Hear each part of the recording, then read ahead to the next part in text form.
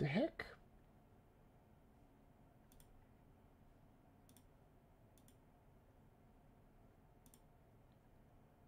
Hey, you guys, what's going on? Happy live stream. Happy Monday. Can you believe it? It's Monday. Is this working? It's working.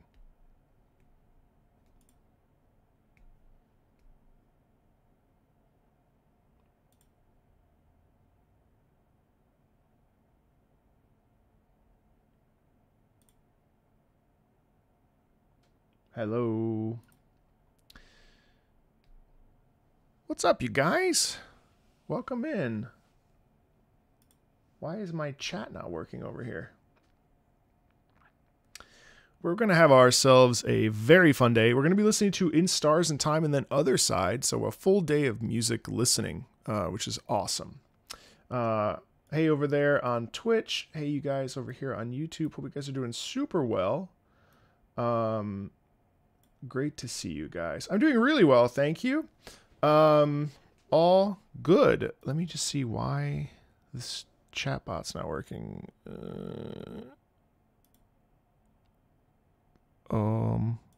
Why? Weird. What the heck? Okay, well. Hey, you guys, what's going on? All right, well, I don't know why that chatbot's not working. Close that. Hold on. Streamer bot. Hold on. There we go. That's probably why. Chat, say something for me. Oh, it's only Twitch. That's why. Oh, yeah, it's only Twitch. All right, hold on. Platforms. YouTube. Account. Oh, that's why. It signed me out. Okay, hold on. We'll fix this.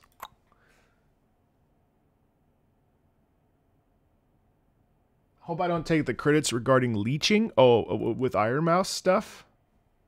Yeah, no, I don't take it seriously. I mean, I think it's annoying, but I don't take it seriously. It's okay. All right, it's working. She was happy and actually just put out a reaction to her reaction. She's so sweet. My God, I really would love to. I would adore having a conversation with her about opera. She seems just so passionate about it and so happy and so like charming and sweet. I would adore that kind of a conversation with her. So hopefully she's down. I didn't anticipate it being 50 minutes, but I had a lot to say apparently. Okay, so let's get started. So we're going to be checking out In Stars and Time and Othercide. Thank you to both Callie and Dark Lord for providing us with this amazing date today. I've heard nothing but great things about both these soundtracks. I've heard a little bit of Othercide.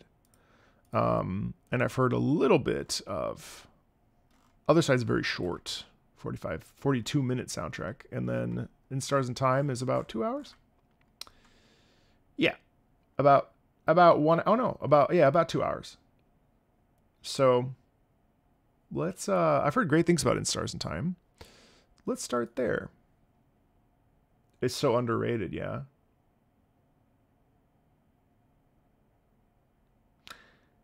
I DM'd her on Twitter. But hopefully she gets back to me. I don't want to bombard her with that. So when it happens, it happens. If it happens, it happens. I think it should happen, but we'll see what happens. All right, let's dive in. In Stars and Time, title theme. It's muted. it's muted. Let me reset.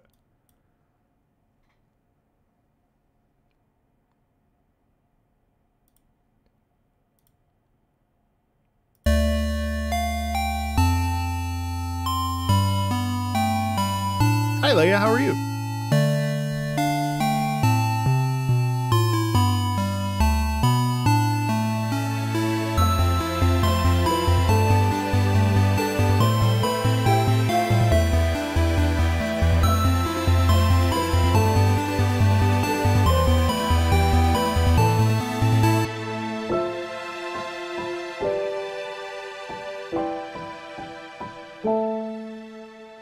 That's so genius. It's so genius to mix that 16-bit sound with the terrific orchestration right after. It's genius. This is a cool move.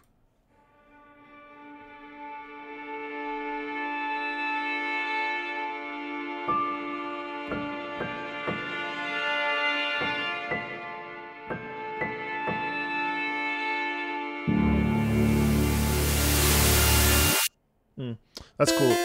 You hear that motif over the top again, especially in the upper register of the piano. Really, really, really heartbreaking. Dormont.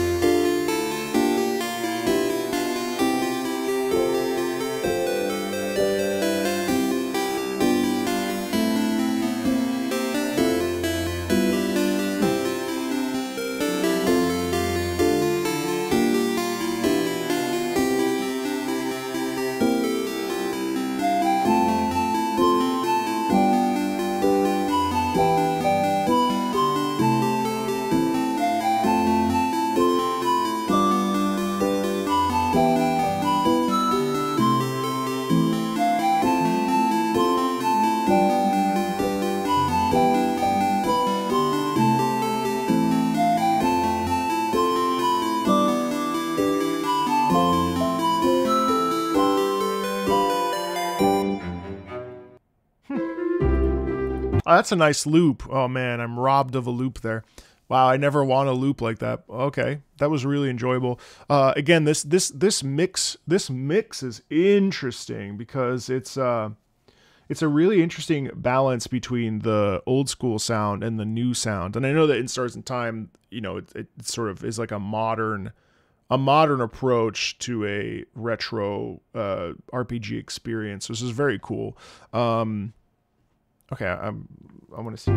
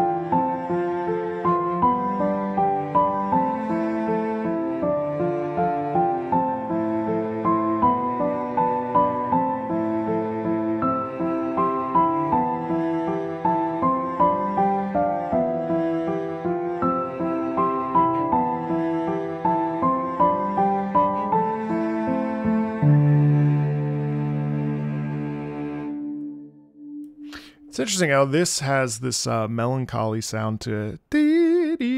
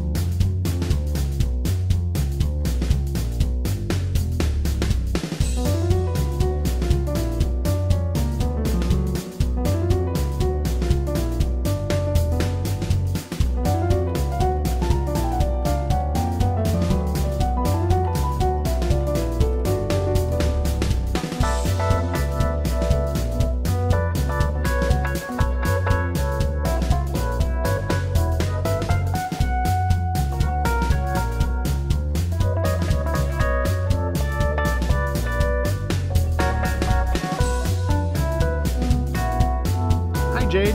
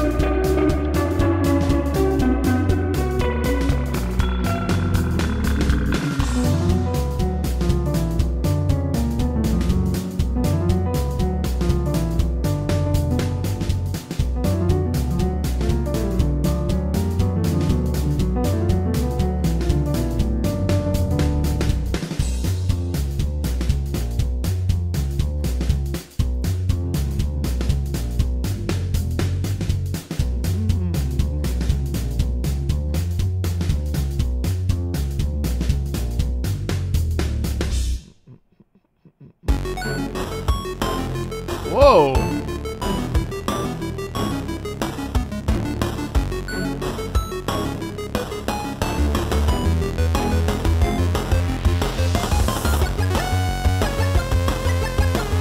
Wow, that's cool. That's cool.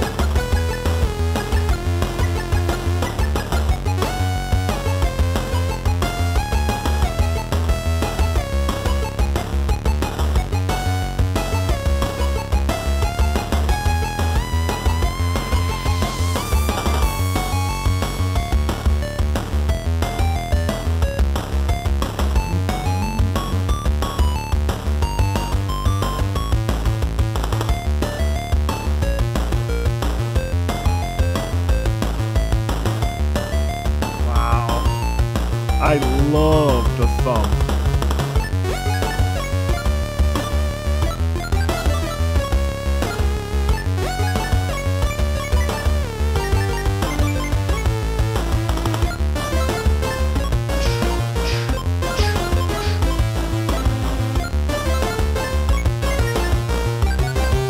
Is it in 4/4? I think it might be, yeah.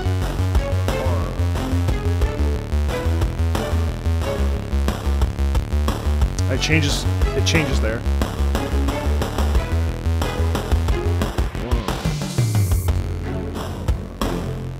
Hi.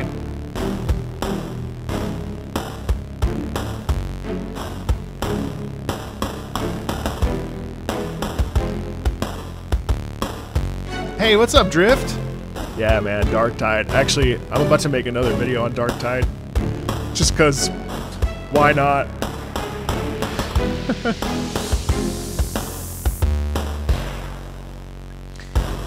Actually, I adored the crunch in this very much.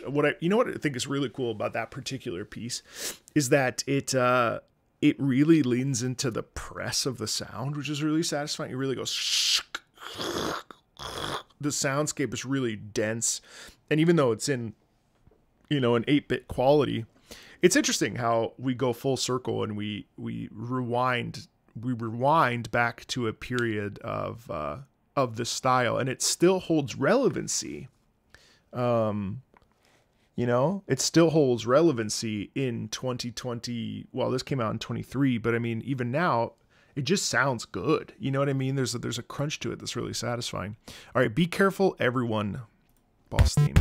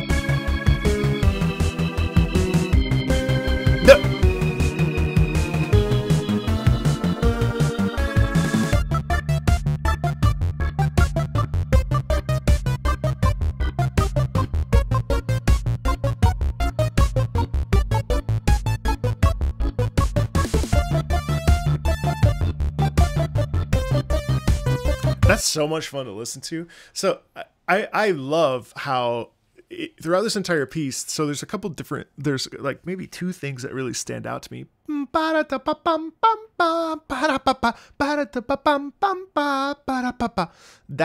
particular motivic sequence really leaves me with like the sense of danger, and that atmosphere that's created with that little melody is very I think like almost otherworldly, but certainly it's not really a positive sound, is it? The whole thing is very dangerous, and the whole thing is very, it's not even playful, even though it has the sort of sharp bouncing to it, which I find really interesting. And then in general, the vibe is just, you know, life or death, and I love that. Obviously it's a boss team, so that's not like a deep contemplative thing to say, but there is this feeling of like being inched towards, you know what I mean? Like you're like walking into you're like in a room, and the thing is just coming towards you, coming towards you, coming towards you, coming towards you, and it's like I can't breathe, you know what I mean? This is really cool.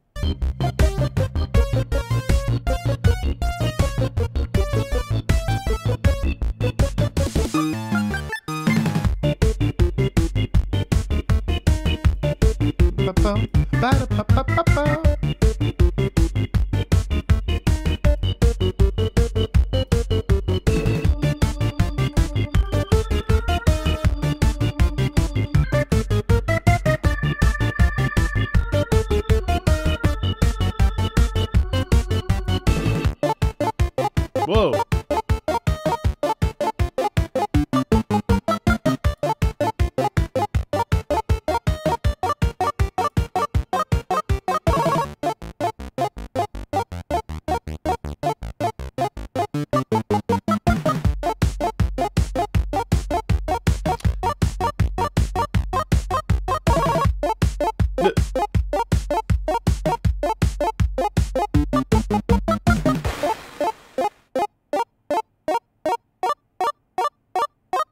The like acapella ending. You know what's crazy is that it actually started to get a little bit oppressive as time went on. I started to feel a little bit uncomfortable. I started to feel like, okay, this is like I can't breathe almost. Like there's this sense of momentum throughout the piece that kind of never relents. And I wonder, there must be an intention behind that, because even then at the end, blah blah blah blah blah blah blah blah blah blah, and it's this constant drive forward that is it's very almost unnerving, even though it has this like cutesy vibe to it. I found that very interesting. All right, let's go back. Death's theme. I'll let it play out. Oh yeah, you can hear that.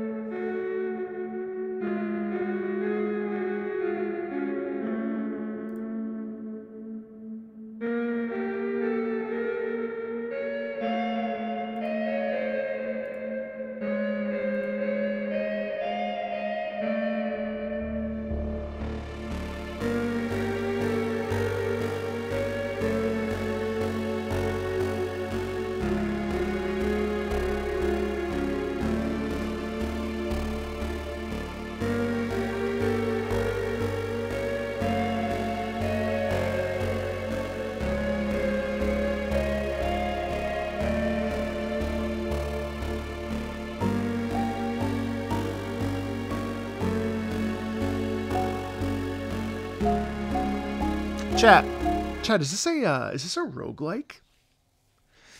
Go back. Death's theme.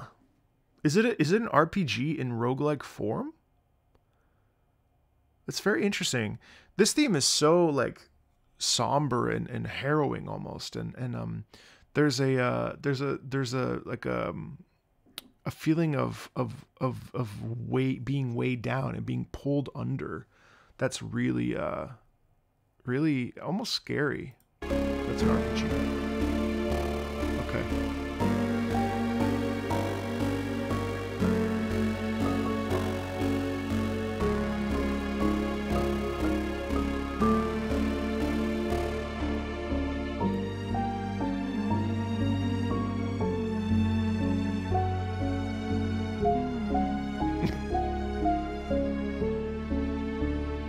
I see. Oh, that's interesting.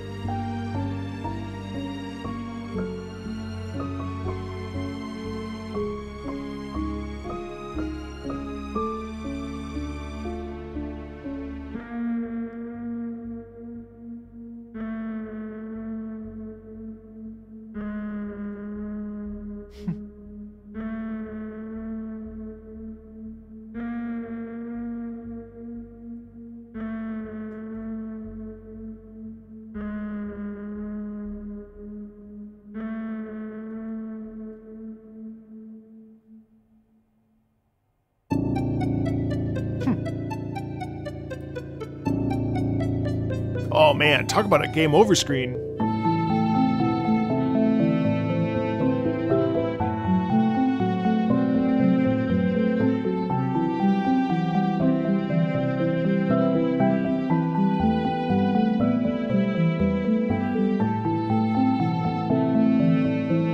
You know, this is interesting too, because a lot of times, sometimes game over screens will have this sort of, you know,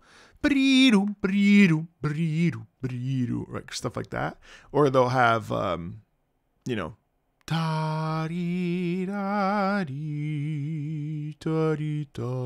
this actually feels like, oh no, everything is over. You know?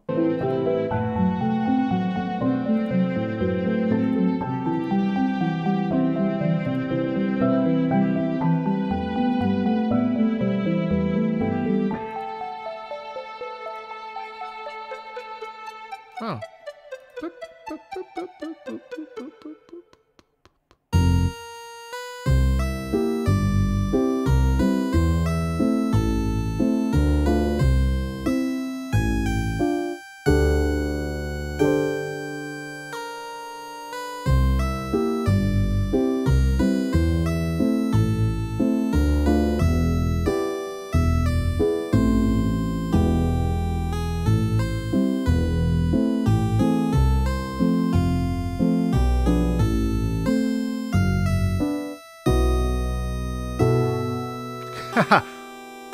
You notice how this is such a quirky little sound? Well, first of all, I'm not sure if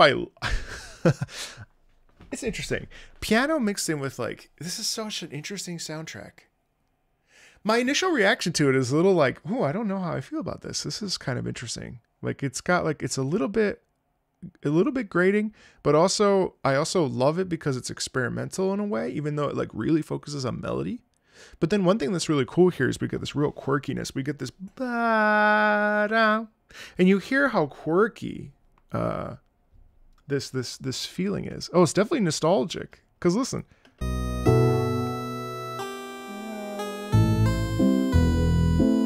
And the da shum da shum da shum da, that syncopation there is very topsy-turvy.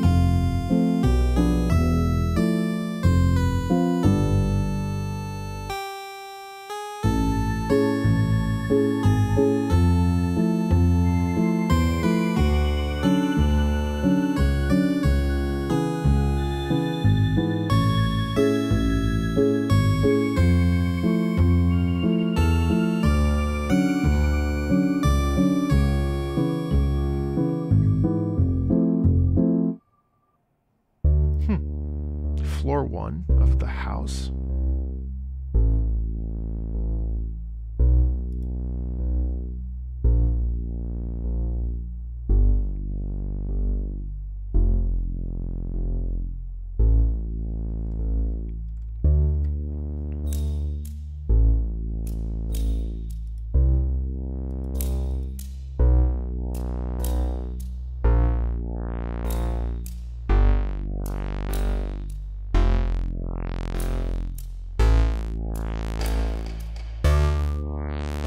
Hey Pagat, sorry, I'll push play again. Thank you so much. I just came from me reacting to Iron Mouse video and her reacting to you. Welcome to the world of VTubers. For practically everyone is a theater kid, and the most famous one is a coloratura. So the video I just uploaded, which is why I was late to this, because I thought it was only going to be like 10 minutes, but I ended up talking for 50 minutes about like technique and stuff. I realized that I was severely missing being able to talk shop. And so even though I have reached out to her, I will also reach out to her manager to connect, because I think it would be fun for her, and it would definitely be fun for me. She made me feel very special as well, because it felt like, wow, you know, what a catharsis to be able to have someone take me seriously with the 14 years that I have, you know, doing it. So I was what she said I think warmed my heart as much as what I said about her, which I don't think I even said anything crazy, but like, you know, I said she was bookable, and I meant it. But just seeing how much that meant to her, like, made me feel so. And then also just, you know, this sense of, you know, thinking about my own dreams and what came of my dreams. You know, yeah, I'm really happy that she's happy, and I know she's gone through so much, and also recently with so much with everything that happened. So for me, yeah, I really enjoyed filming that. I was literally in a trance. For a second, I thought I didn't upload, and I was really sad. But it worked out, and I got, there's a lot of like really fun technique nuggets there. And, you know, I'm not a composer, so I don't often, when we listen to soundtracks like we're listening to right now within Stars and Time, sometimes I feel like I don't necessarily have much to say or much to offer except for like emotional vibes and certain things that I notice that I think are fun. But, you know, when it comes to talking about opera, you know, that's where I shine. And so it was fun to listen to her talk about what I said, and then, you know, sort of expand on what I said originally and stuff. So, yeah, that's cool. Anyway, thank you for that. I really appreciate that. And what's up, Happy? All right, sorry, we'll get back to it. Let's go. So the house, floor 1. Let's continue.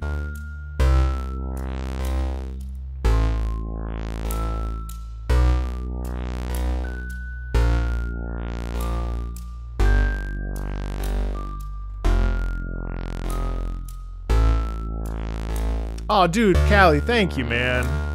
Jesus. Enjoy your week in Norway. Can you even hear this?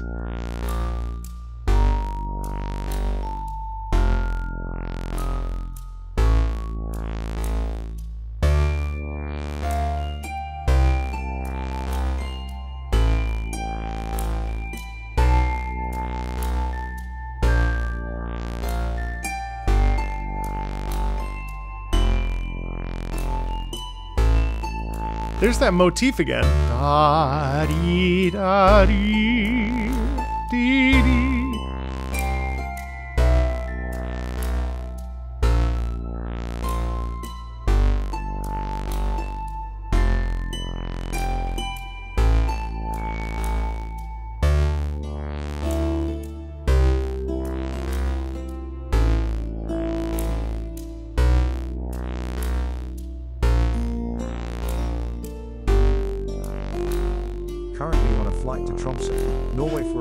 So delayed. Excited for the stream.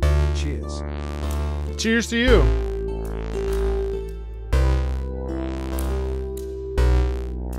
I wonder why it plays again in the house, and why the house is so twisted.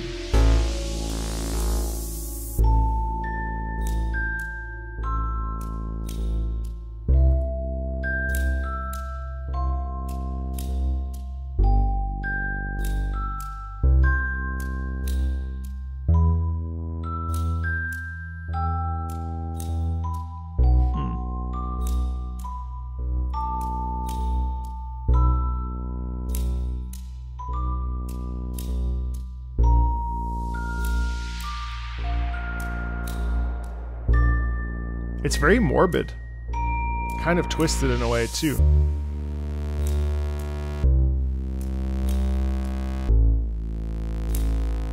Gosh, that press! Don't you hear how like that kind of reverberates in the ear? The dial.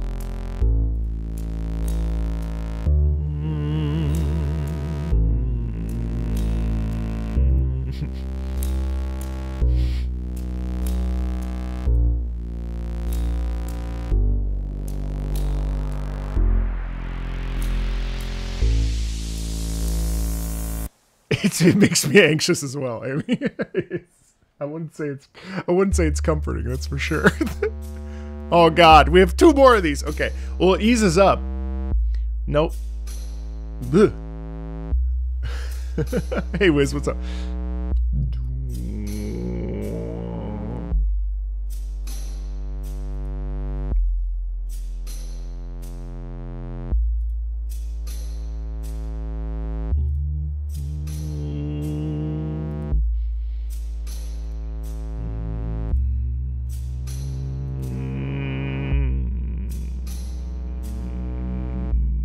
No, of course that's the point.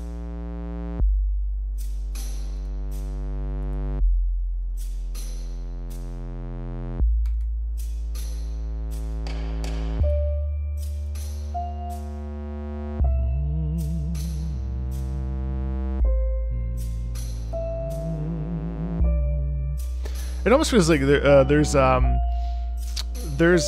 decay, you know? There's decay in that. What's up? What's up, Gunner?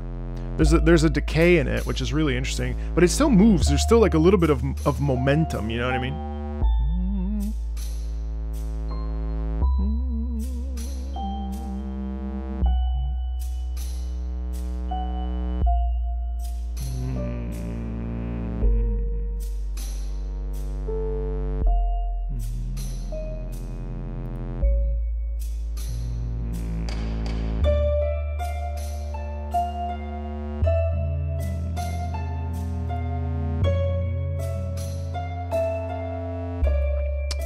Man, the dissonance in that's very interesting too.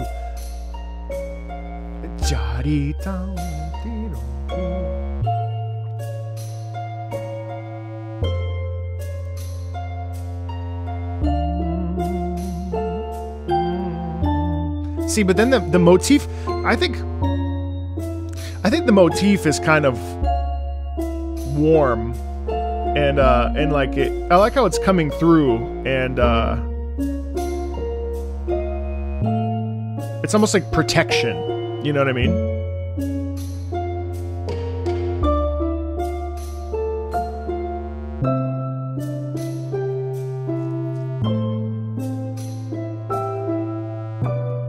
And then it's interesting how the piano and the harp are actually clashing in a big way.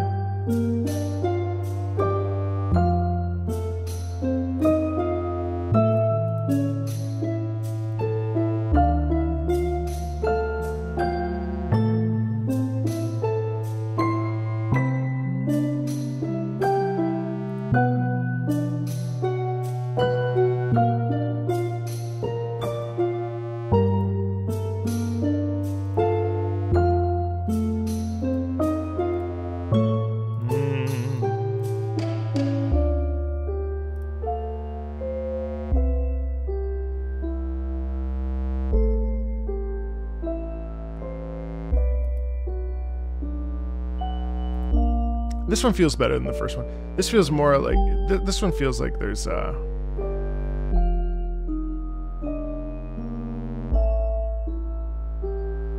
this one feels better.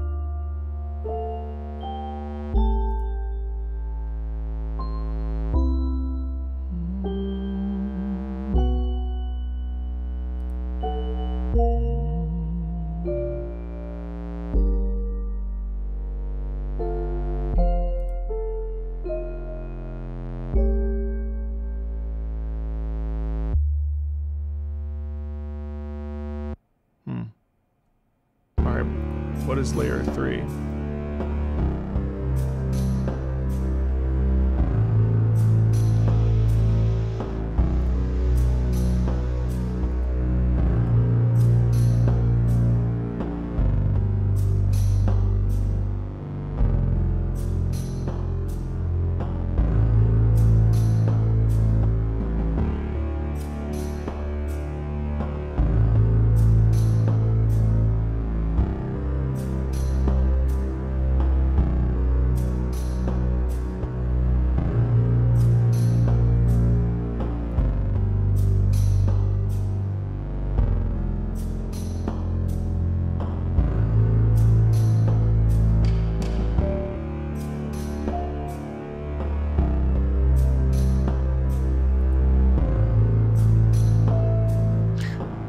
Happy, I listened to it on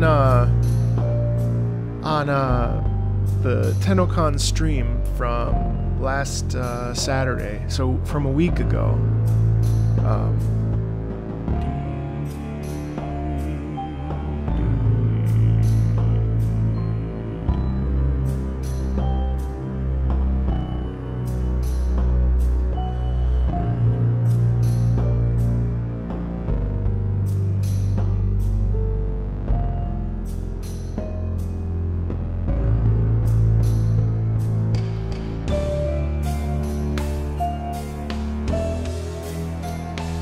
Okay, it's having development.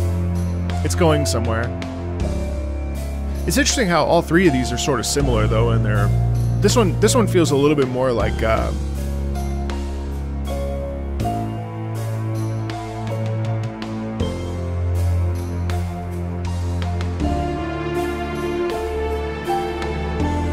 This one feels more like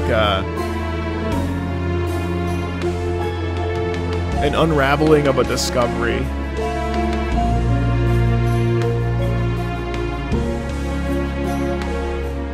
Coming face to face to something, you know, stuff like that that you do, like, because it feels like it sort of unscratches itself.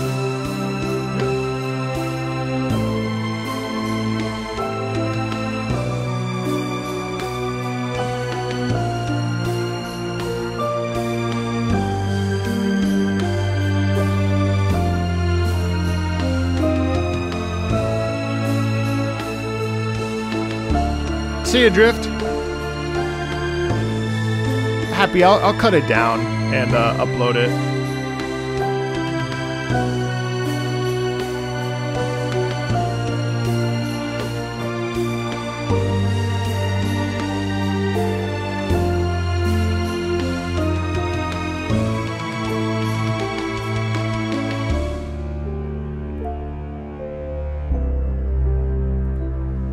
This was definitely my favorite of the three.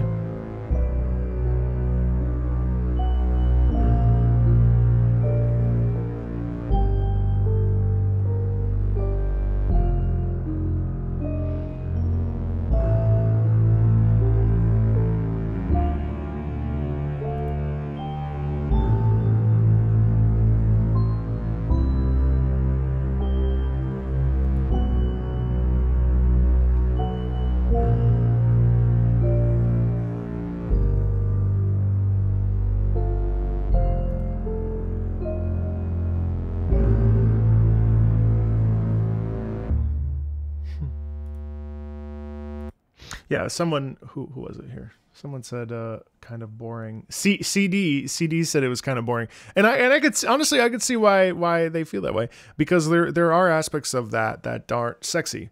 You know, it doesn't need to be. I think it opens up a really interesting discussion about like why music is the way it is, and especially when we're talking about video games, the purpose here is context, and while we're listening to something out of context because it deserves to just sort of have some space, you know, it is boring. But there's also a palpable tension underneath that moves us through the musical journey, right? So it may not have like a killer melody the whole time, but the point is that it's like, it's supposed to be stark. It's supposed to feel barren. It's supposed to feel, you know, sort of empty, but with this oppressive feeling of pressure and stress within it. You know what I mean? Was that fun to listen to, all three of those? Not especially, no. But the merit of it is not whether or not it's boring or whatever. The point of it is building that atmosphere. You know what I mean? Yeah, 1,000,000%. Airplane Wi-Fi was rough, huh?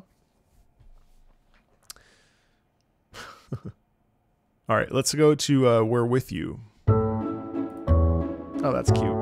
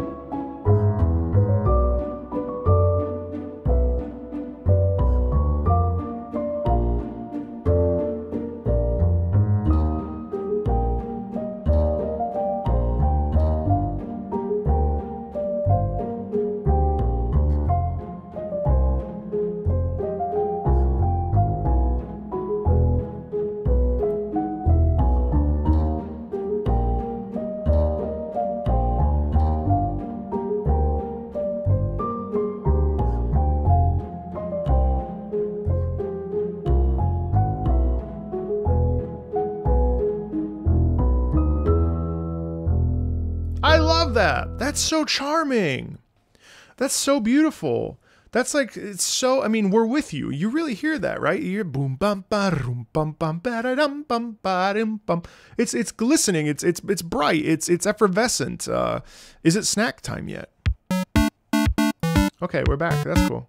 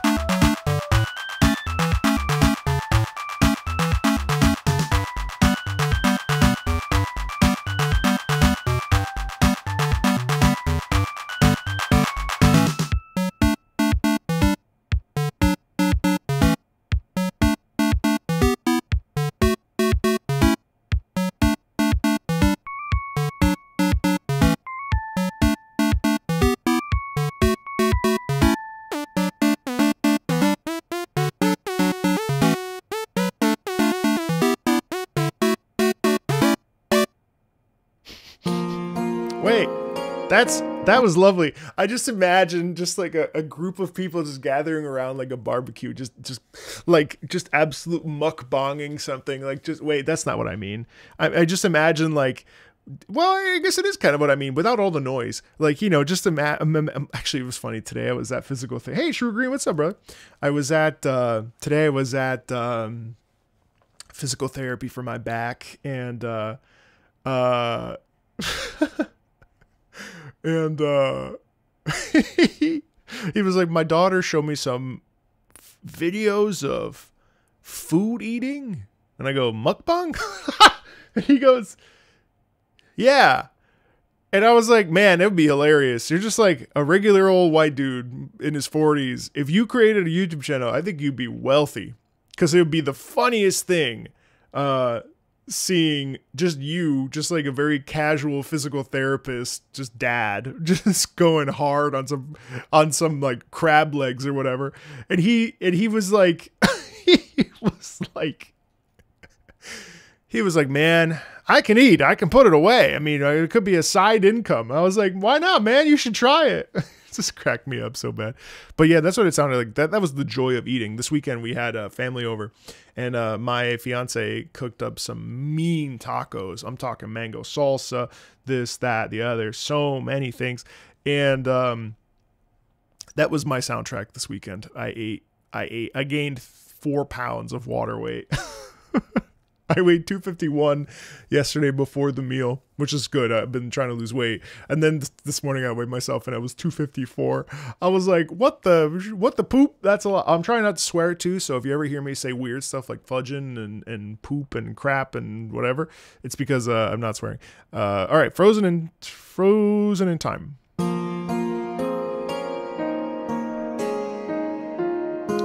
Oh, dude, thank you. Oh my gosh, that's so generous. I appreciate that so much. Thank you. The 10 gifties? Thank you, dude.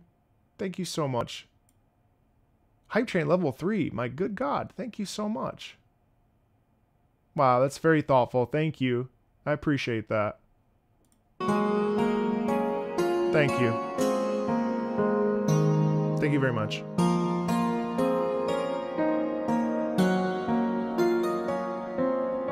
My ability to decipher songs is unparalleled.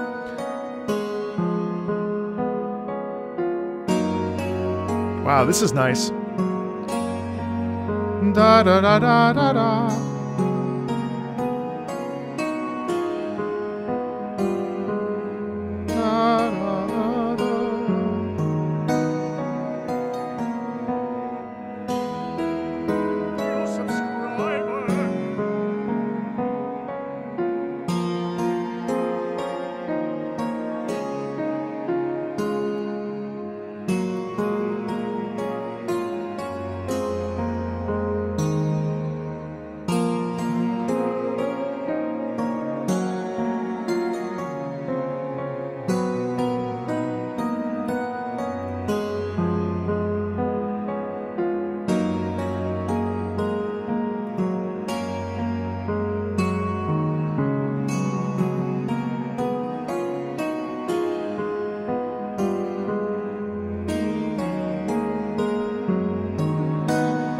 Oh, really? It's just a gift. It's just a gift.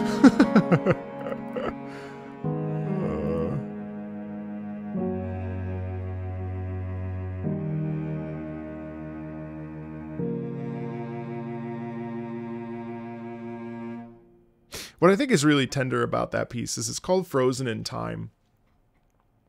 And the whole thing, it feels like kind of you're walking in it feels like you're walking in a hallway with a bunch of different culture, like frozen statues.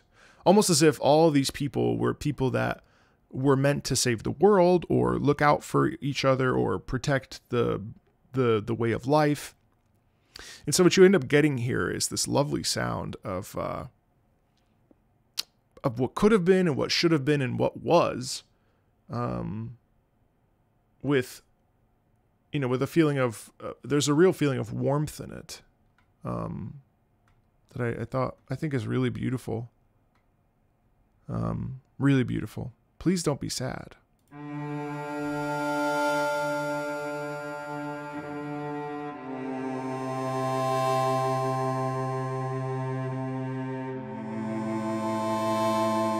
What? What do you mean on point? There's no way what I just pulled out of my ass is correct. Dude, I've never played this game. I played the first 10 minutes. There's no way what I just said is correct. There's no way. There's no fudging way that is correct. There's no way. Is it really a hall of people in stone? Of people that should have... No freaking way. Even that would even surprise me. I've not played this game. I would not lie about that. Could you imagine? I played in Stars in Time like when it came out, and no, tell me, because that's not possible. That's not possible. I mean, I guess that's what happens when you play games for 30 years and listen to opera and sing opera and understand musical like emotion. But like, there's no way. How close are we talking though? I won't be able to play this. There's no way I'll actually ever be able to play this. No, I've never played this game except for the first 10 minutes. The whole point of the house is it's frozen in time. Yeah, but who's in the house though?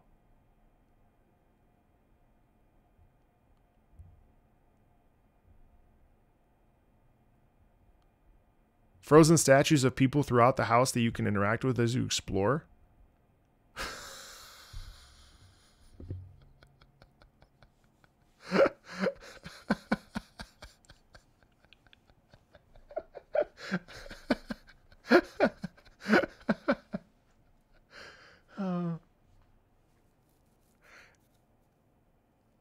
You do find a person frozen in time in a hallway. It's legitimate lamenting over people frozen in time inside the house. Thank you for that hype train over there on Twitch. I appreciate you, Anonymous. That is very funny. No, I've not played the game, though. That's...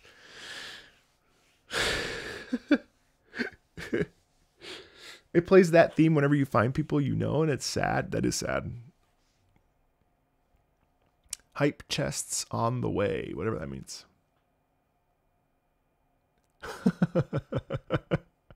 That's so funny.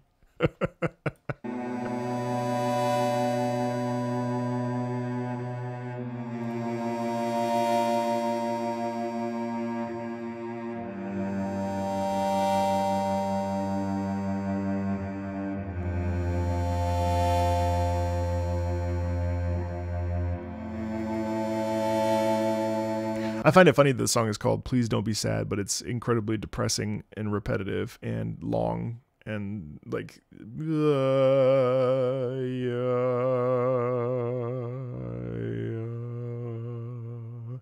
Oh, you missed the hype train, Dark Lord?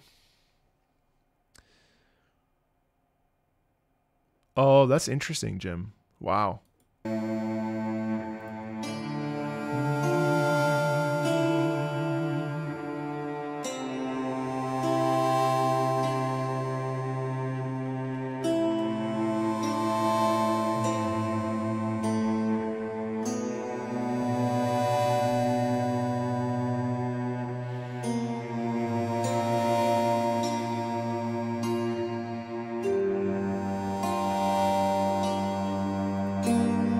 Hi, hello, hope you're having a good stream. I've been a fan of classical music since my sister put me to sleep with it, but I can't name drop any composition by name for the life of me. Any suggestions?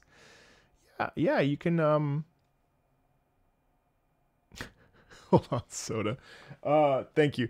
Compositions that you would like, yeah, you could check out some Chopin Nocturnes. Chopin Nocturnes, you could check out, the Carmen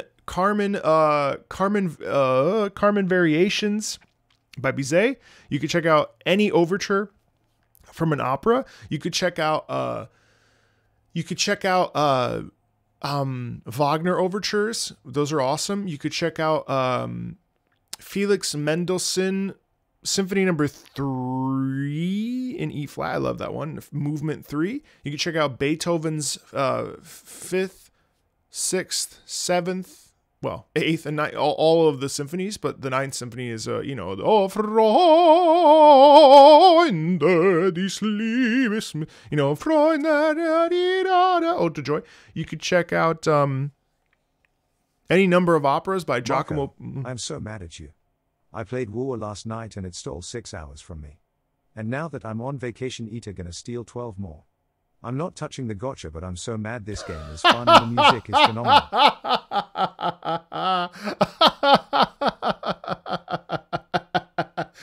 Bro, I told you, Wuthering Waves for a gotcha game has very high quality stuff. Besides maybe the first couple acts in 1.0.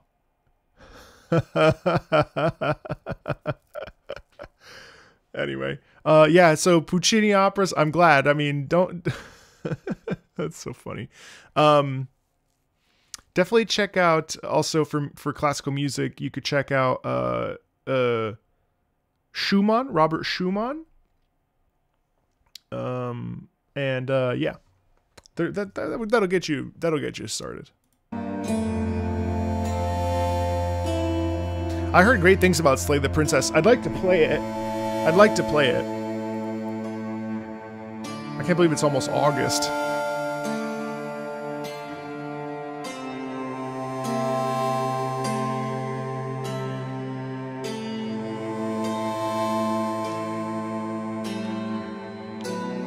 Oh, good.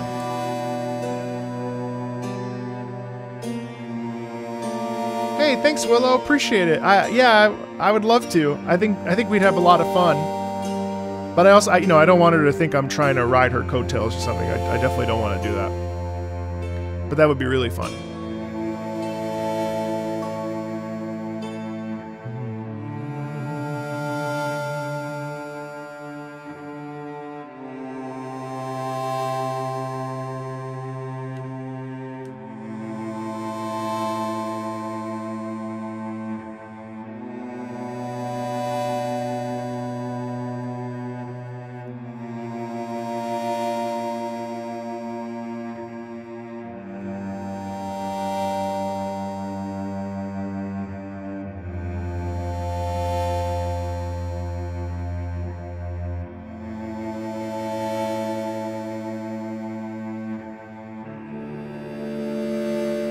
Enjoy being sociable.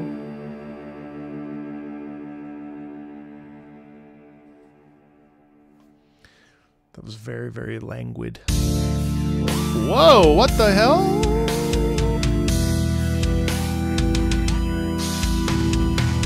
Hey, thanks, Arpley.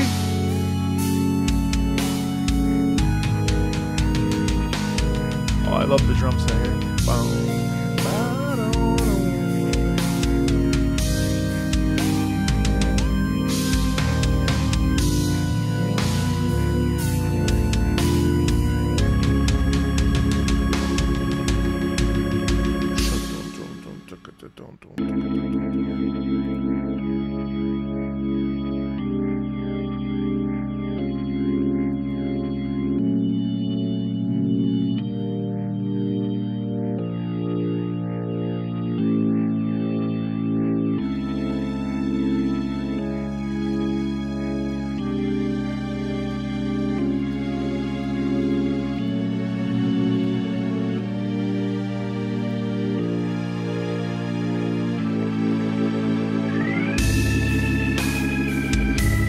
Damn.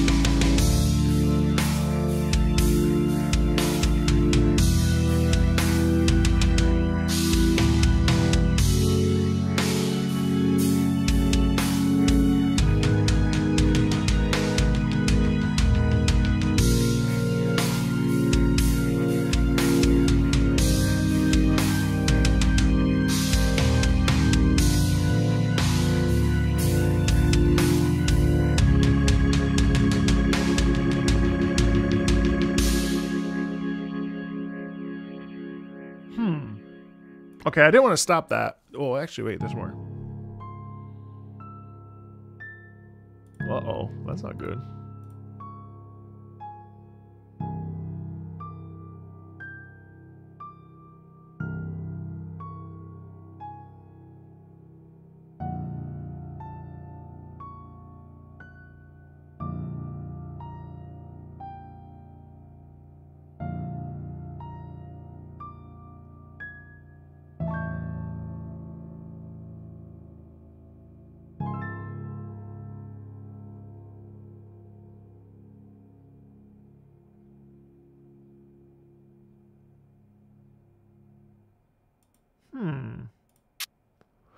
That's interesting. So the interesting thing about In the Presence of the King there is that there's I thought it was going to be a really, really gentle and maybe even beautiful piece, but instead what we got is the king being this malicious and dangerous and almost like an enemy. And you get that a lot. I think the drum set was really, really excellent, actually. That might be, I mean, I don't love the tempo in that, but that may be one of my favorite pieces that we've heard so far, other than the opening theme, to be honest with you, which I would like to see fleshed out. Like, clearly seeing the king is a terrible, terrible thing. And then especially at the end, the piano, there is a ton of dissonance.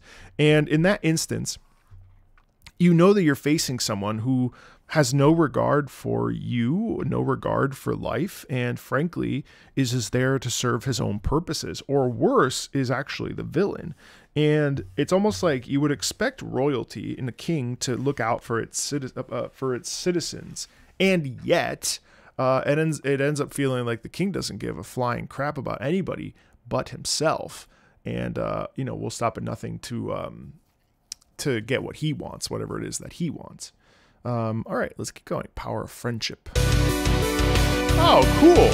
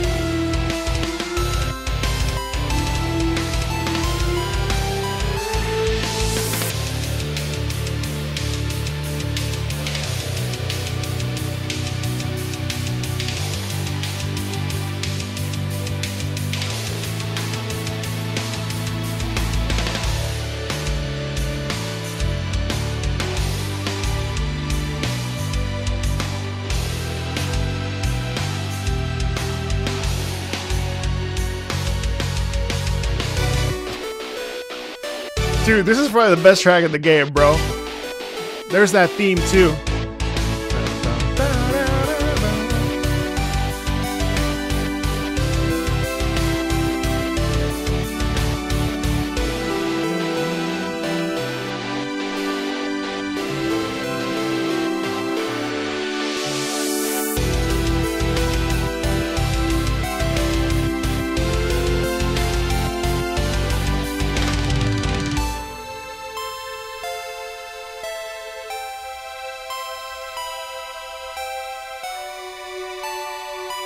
Oh, I skipped it. You're right. I'm sorry. Thanks, Michaela. Sorry about that.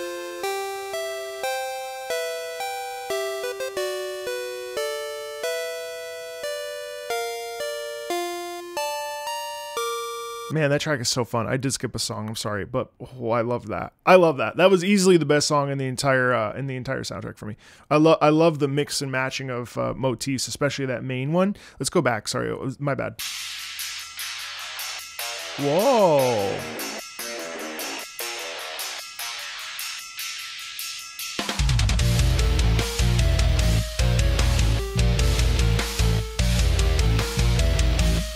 Oh, I like this too.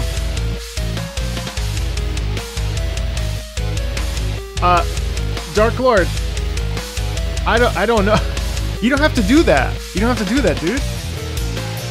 I mean, Jesus Christ. Bro.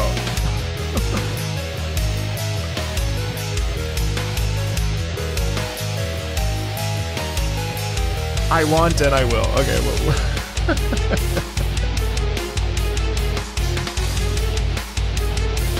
I like this one too a lot. It's very dark.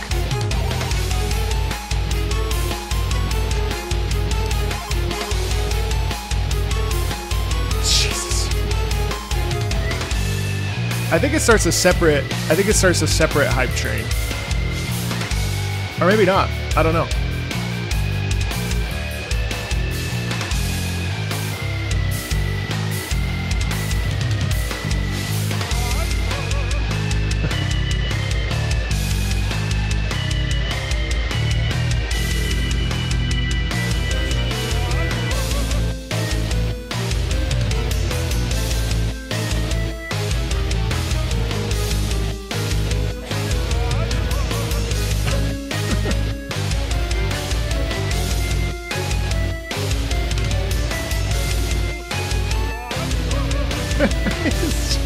New subscribers going off.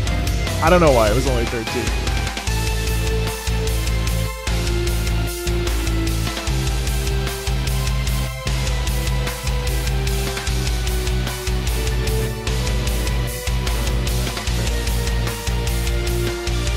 Yeah, honestly, both of these are really cool because I think it's interesting how the king is this. Oh my god, dude. Dude. Bro. Where's this hype? I don't think the hype train's coming. Sorry, there is a situation in chat.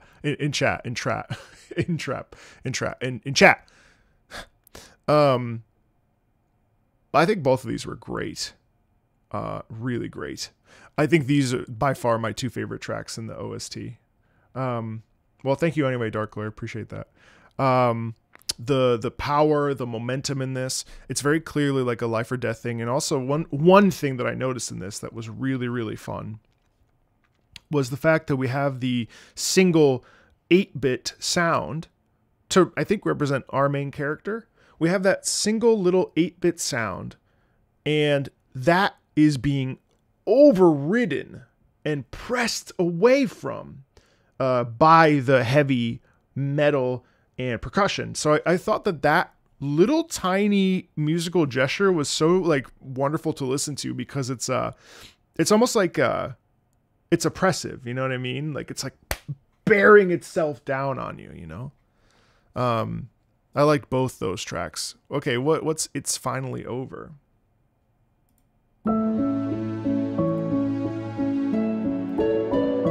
Oh, pretty.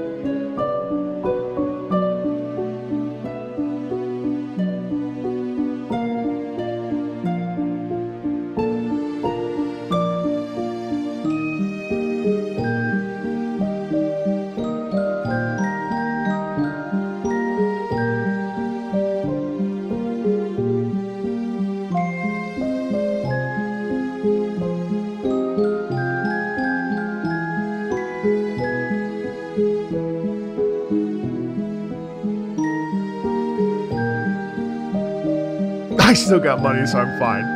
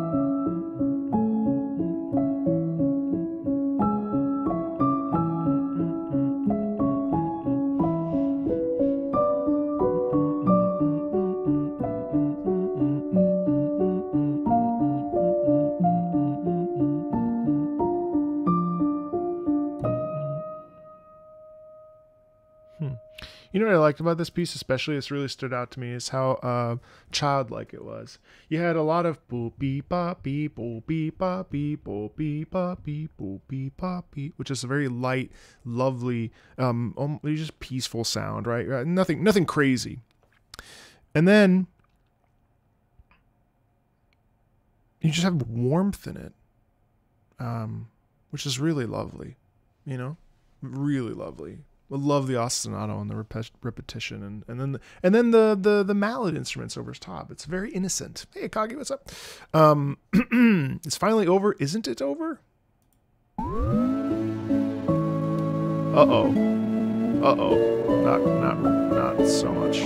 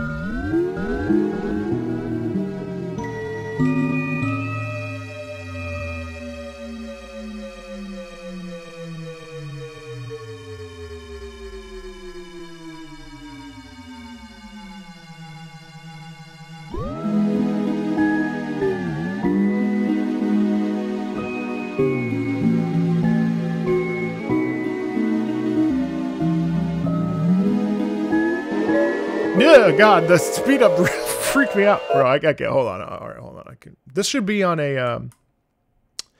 This should be on a scary games, scary songs from Not Scary Games piece.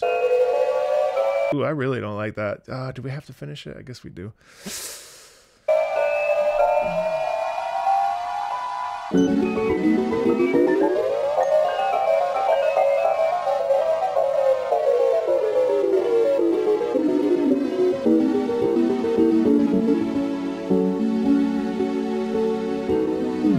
Sorry guys, I really don't like that, but I feel obligated to play it. This is a scary game? What? No, we're done. I can't listen to that. We're gonna skip to the next one. I'm sorry. I really, I'm sorry. I didn't enjoy that one. That one was, ooh, that one was rough. Here we go.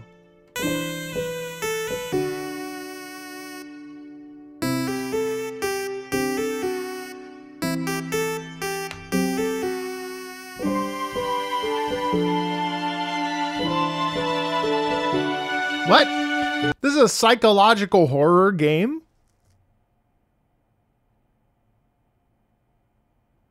The fudge? It is? But I'm getting smooth jazz right now.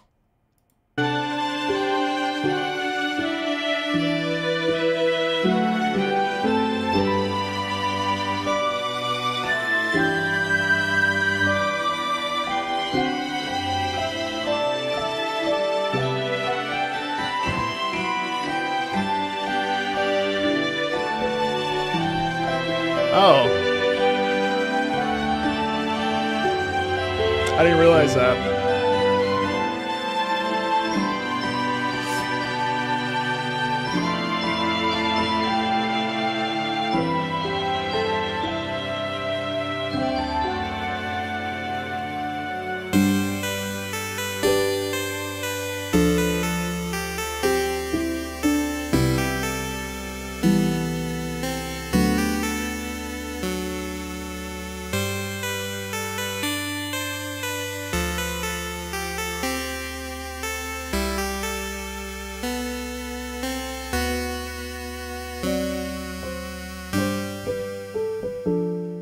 I really like the piano. The balance between it's dark and heavy themes. Oh, I love dark themes.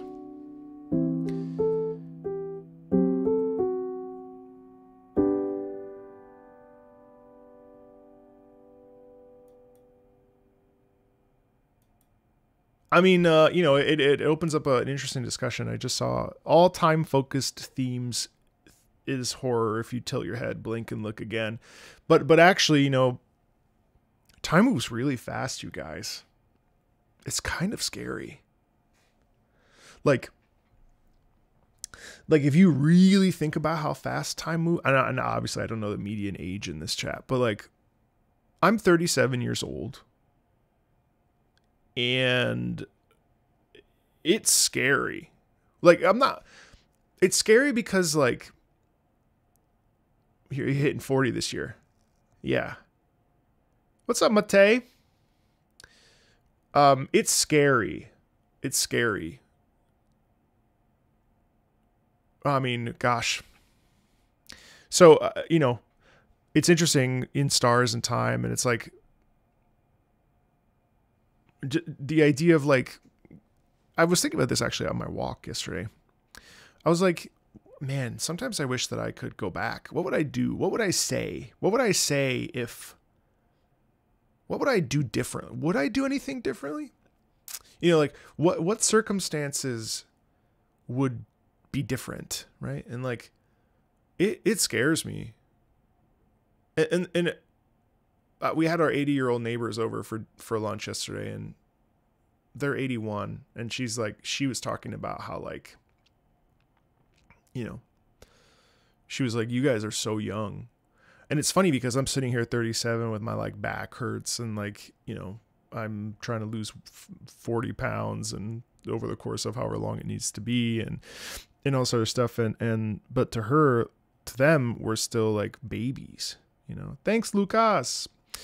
But for her, you know, she's like, you know, where I'm going, it's like, damn. And today we were talking about midlife crises. And the crazy thing is that, okay, we're about to get real dark here, so we're really sad, so get ready, okay? So I used to like put up like disclaimers, but this is life, y'all. We're talking about music. It's all the same kind of stuff. Like my dad died at 67 and I'm 37. So that means if I were to die at 67, I am in the very middle of my life, right? And, you know, they say like midlife crises happen at like 45 to 50. And it's like, well, that's assuming you're living to 100 or 95. And not everybody is that lucky. And moreover, not everybody that lives to be that old is lucky. And that's the kind of conversations that I think are sad, because you get this window, you get this beautiful window of life. And it's okay. You don't have to like go climb Mount Everest. You don't have to go do anything crazy, but it's just about like find those little ways every day to connect with yourself, to connect with others, and ride the wave. 'Cause it does come at you quick, doesn't it? When I was 27, so 10 years ago, man, I was so like determined to like do the thing and be a singer. And I felt so like confused, and I look back at my 20-year-old self and I wish I could just be like, yo, buddy, like, you're okay.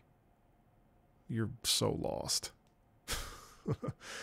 I remember my mentor at one point was like, 30s are the best decade of your life. And I was like, so I quit the career that I was determined to pursue. My dad died. Are we sure? Are we sure? I was diagnosed with OCD. Like, I found out I was neurodivergent. Like, are we sure it's the best decade, bro? I don't know. But you know, even turning 17 recently was scary.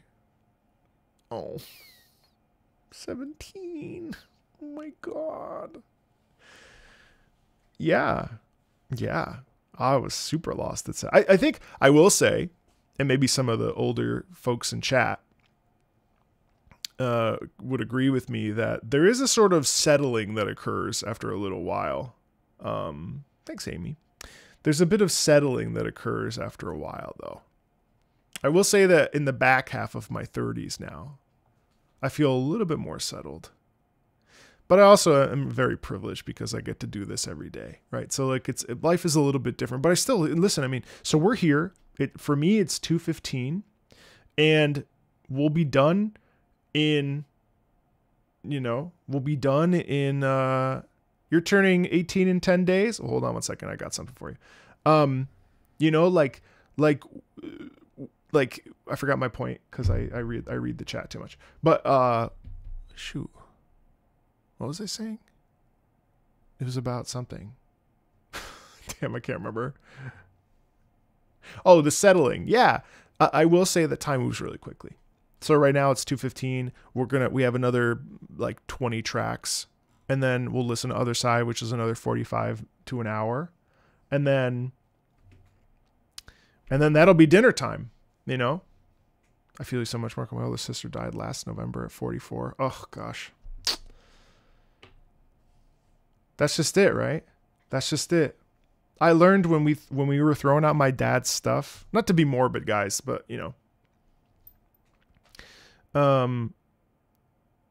please don't, hopefully don't, I just like to talk about serious stuff.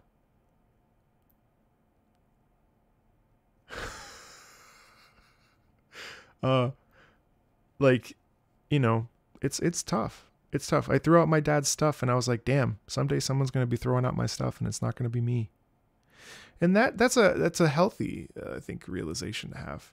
But for those of you that are under 20, don't stress it. Enjoy your life. Enjoy your life. Even those of us that are over our 20s, enjoy our lives, Speak for yourself. I'll never settle and I'm going to live forever. Dude, I'm dust. I settled down so hard. Dude, I never thought that I would live. I always thought I was going to live in like a big city and like I was going to travel the world. And then when I started traveling, I was like, man, I can't wait to go home. I can't wait to sit on my couch. And yeah, early 20s, unemployed, and more pressure than ever. Dude, I was right there. I say dude, like generally. I was right there. I used to have $100 in my bank account. Still do. No. No, but for real, like it was rough. It was rough. I used to like have to call up my parents and be like, yo, dad, can you send me over $100? Like just to like get through the day, you know, like early 20s. It's okay. It's okay. There's time. There's time. But also, you know, it's good. It's good. You know, I'm really committed to losing 40 pounds because I'm scared, man. I don't want to be 40 and be like overweight and like be like, all right, man, you got a fatty liver. You got to take care of that shit. Or no, take care of that poop. Do you know that my revenue? So I make about $1.56 per every 1,000 views. And did you know that by not swearing the last 4 days, my revenue has gone up 10 cents? Exactly, Richard. Exactly.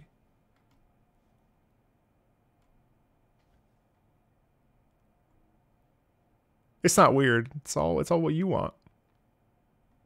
You're traveling in your 30s. Yeah, absolutely.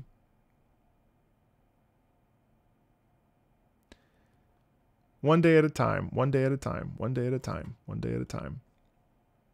Anyway, the damn Puritans over at YouTube don't want me to swear. But if it goes up, maybe it'll go up to $5. What? I could buy so many things. I could make one video a week. Anyway, let's keep going. But I felt, you know, this music has been I haven't loved all of it. But it's fun to listen to because there's stuff to always discover, you know what I mean?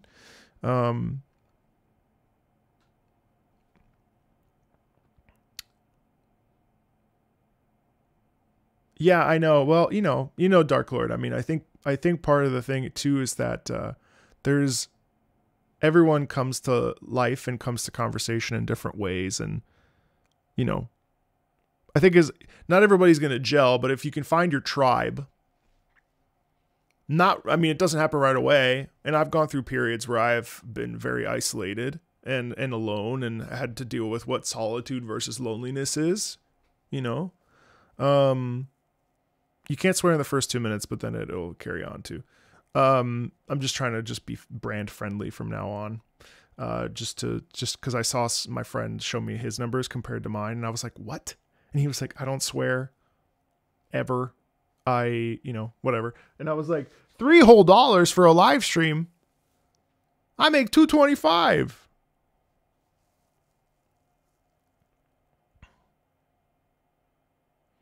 Oh yeah, Shio, of course. Glad you're here. But yeah, it's all about finding your tribe and finding the people that are willing to be,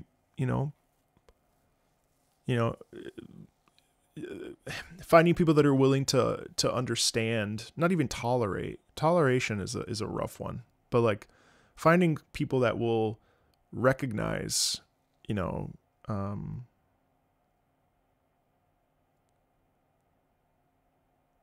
who you are, because we all have inherent value. It's just finding people that are willing to, for instance, one of the affirmations I sort of set out to do this year is to really make creator friends, because there are plenty of times where there's a bit of isolation.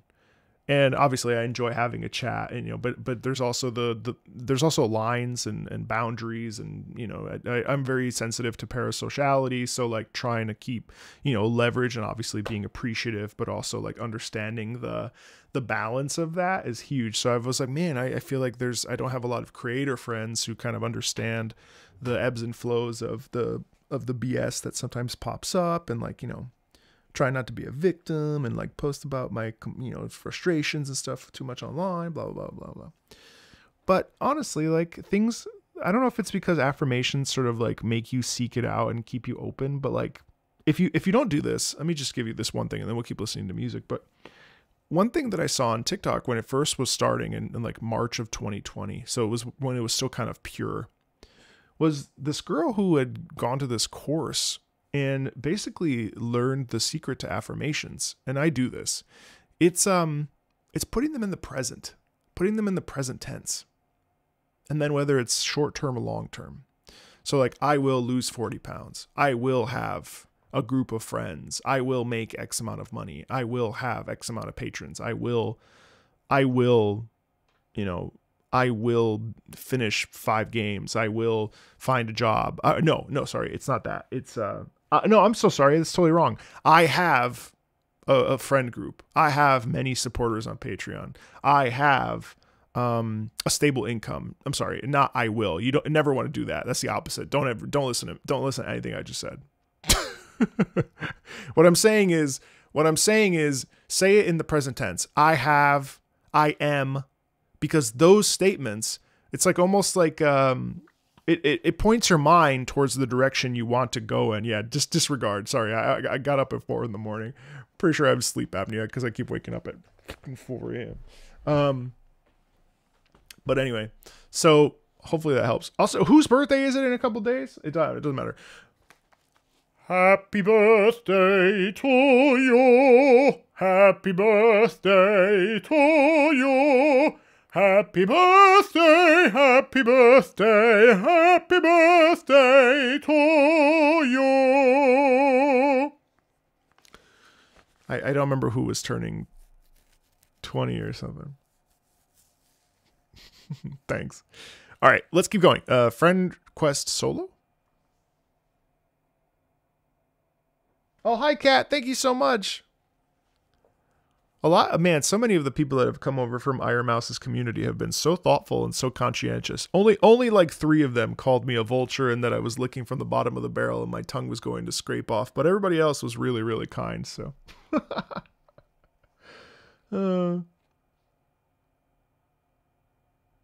Oh, my pleasure. My pleasure.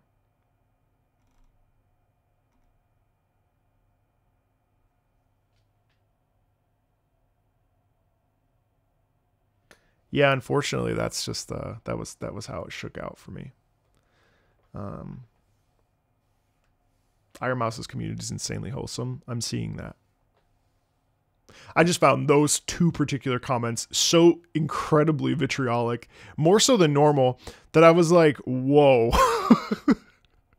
Everybody else has been really chill, but man, those 2 comments were holy. Hey, what's up, Sultan? Yeah, no, everybody else has been really thoughtful and sweet, and yeah,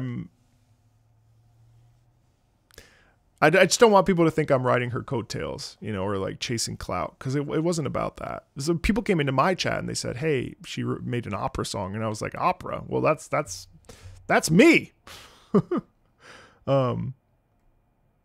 Yeah. Hey, thanks, Low-Key. Well, I stream on both YouTube and Twitch, but also I don't always have the chat up for those. Yeah, those are crazy comments. It is what it is. Anyway, and I appreciated her also watching it, and God, she was so sweet in that video. So like, yeah. All right, Friend Quest Solo. I saw, and then I reacted to that reaction of that reaction. What's up, Zero? Oh wow, this is pretty.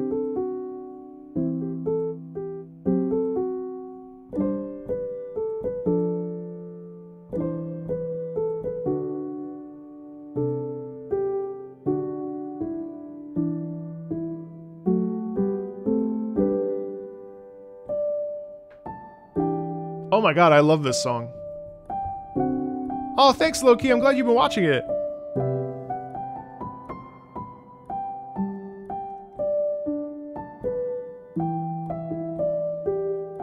$1,000,000% Molly. That's just how it goes. Okay, this is my second favorite song on the track. this is my second favorite for sure. This is beautiful.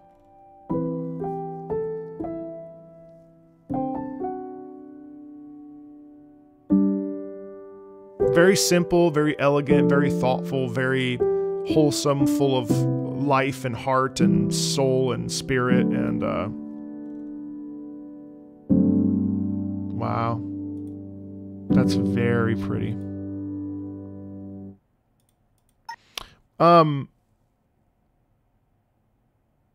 Yeah, that was really nice. I had a thought that I can't remember now. It was about something. Oh, I usually just hide people from the channel because I have a feeling that like I cook my food in my home. I invite you into my home. My landlord is Google/YouTube. The YouTube channel is my home. I'll invite anybody in that wants to come in, right? I'll make you a meal, and then ideally you like it, but if you don't, I'm not going to take that personally. But if you insult the food, then I kick you out. That's my rule.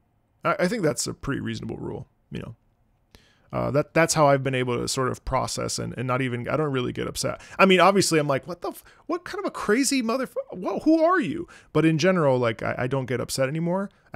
Literally in the last 2 weeks, I've sort of just had this epiphany after therapy chats with my therapist and stuff.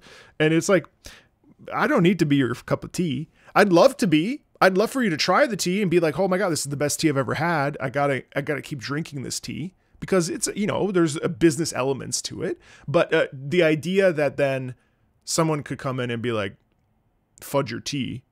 Again, the revenue guys. It's like, no, man. Have I heard Ultra Nicole's? Yeah, I have. I totally have. And that's how I think, that's how you should handle people. I mean, if someone talks mad crap about you, they shouldn't be allowed to be in your vicinity. You know what I mean? Like, no, I'm good. All right, let's hang out, Stardust. What's up, Runes? Thanks, Wiz. Yeah, there is a huge difference between valid criticism and hateful messages. Yes, there is a massive difference. Because also, I gotta get that $5. Also because, yeah, I'll keep going.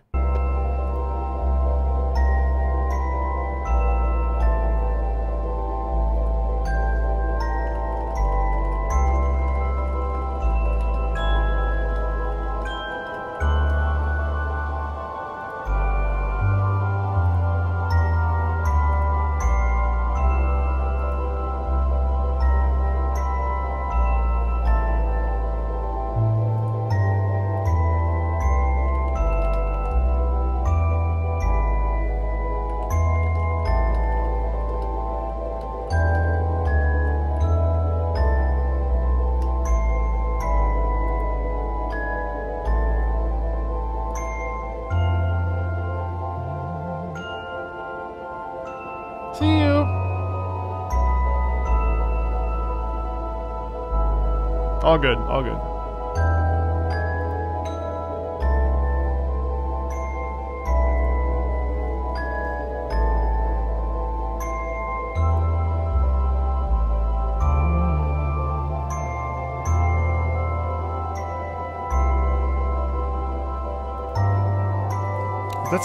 Is that Glockenspiel?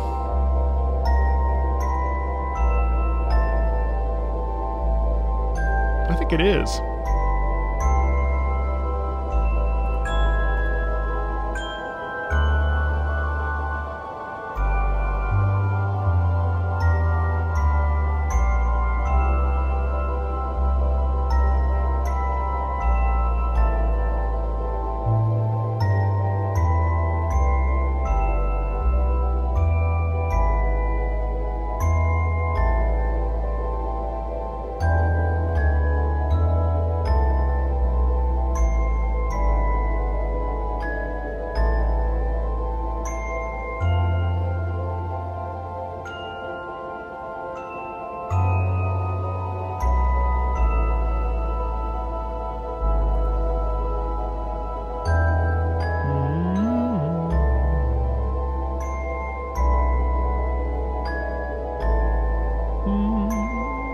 It's so ominous though at the same time. That's interesting.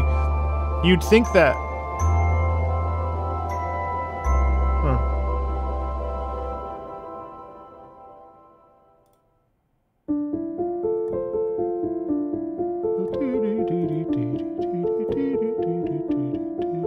I do love this.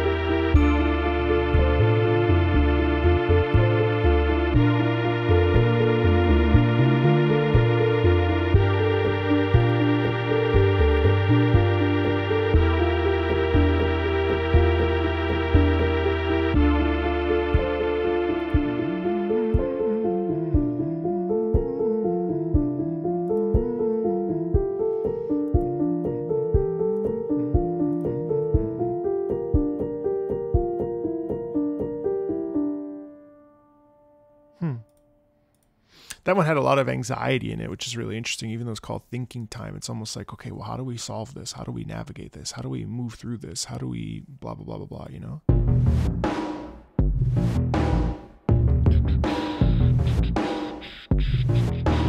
Oh, wow. Meter changes. Okay.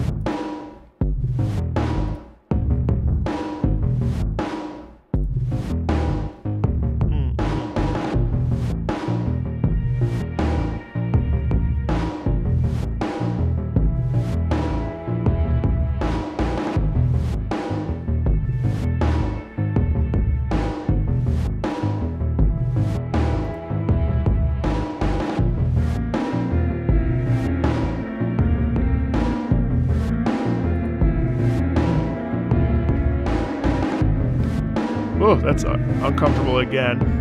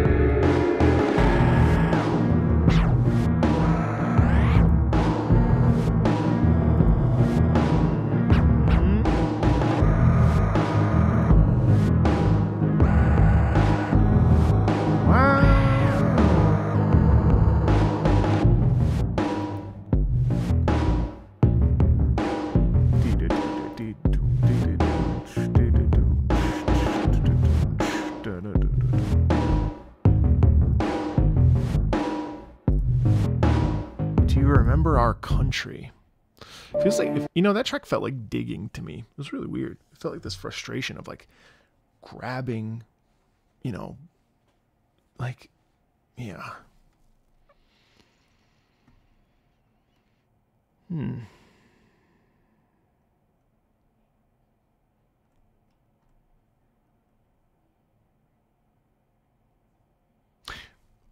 Yeah, actually, you know, Molly, we were talking about this last week with One Shot, and that One Shot was a good OST, but a better game OST, if that makes sense.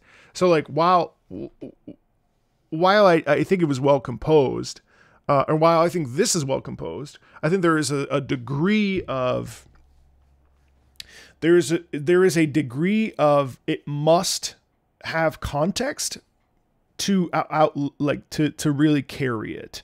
Now there were 3 or 4 tracks in here so far that really deliver on a mood that doesn't require contextual experience to enjoy. And that's that's fine. I mean, it doesn't really matter, but I thought that's been really interesting, just to seep in, you know.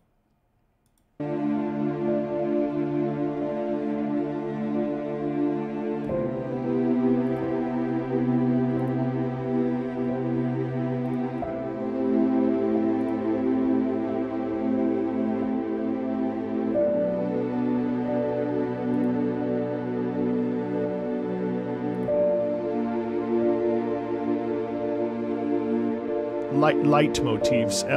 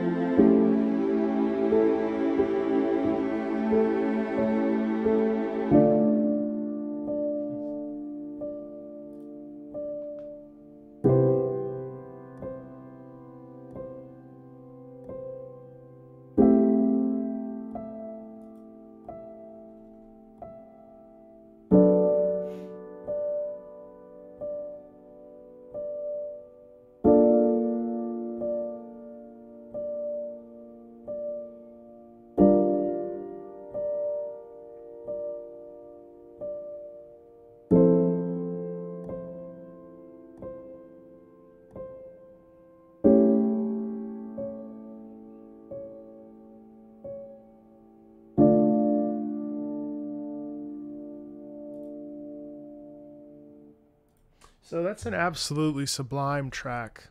Absolutely sublime track. I find it interesting because it is soothing, but it's also deeply melancholic. The sound here, it feels like I mean, an island north of Volgard, and it kind of looks like that's the desire. That's there's solace in it. Like that is a place of potential peace. Like we're running away from, to me it's like it feels like a empty hope, or like a potential for arrival at a place of that is very far away, but maybe despite all this decay and the feeling completely stripped of your humanity and feeling like everything is just completely collapsed in around you, that maybe an island north of Volgard can give something. And again, who cares if it's right? It doesn't really matter. And this is what I want to try to instill in you. Now I'm putting on my let's talk about active listening, which I'm trying to take off, to be honest. I've been wearing it a little bit too long the last couple months, and I'm tired of wearing it. But just for the sake of argument, when we talk about active listening, what we talk about is connecting to ourselves, and what we talk about is connecting to the feeling, the mood picture that a piece of music creates. Sometimes when, and I've said this a million times, but I like repeating it because I like repeating myself. when we hate myself, when we talk about active listening, what we talk about is engaging with the self, and we talk about connecting to the emotion that the music is trying to portray, regardless of its correct or incorrect, based on the context. So a piece like this is terrific for that, because it is still a somber piece that we are able to connect with and more deeply and intrinsically feel based around the emotions that we think the song is trying to portray, right? So a piece like that, it's just beautiful. It's just so beautiful.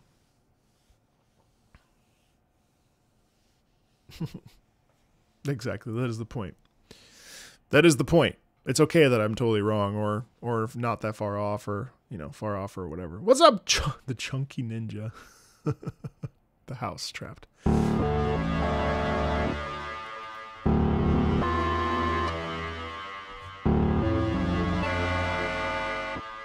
Totally quirky, and that's like a valid thought process.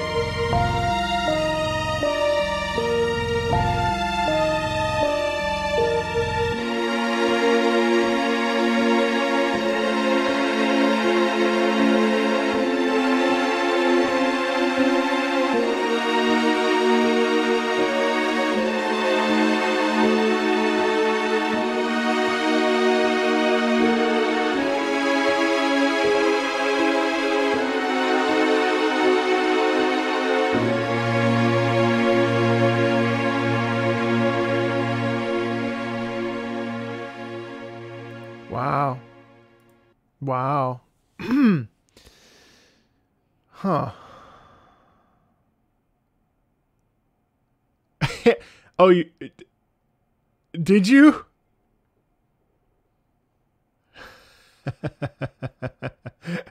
Hey, Jack, what's up? Amanda, Draco gave you some teaching? Okay, because I was going to connect with you. I was going to connect with you later after the streams. That's so funny. Man, that song was... I really don't have much to say about it. Like, just the bleakness.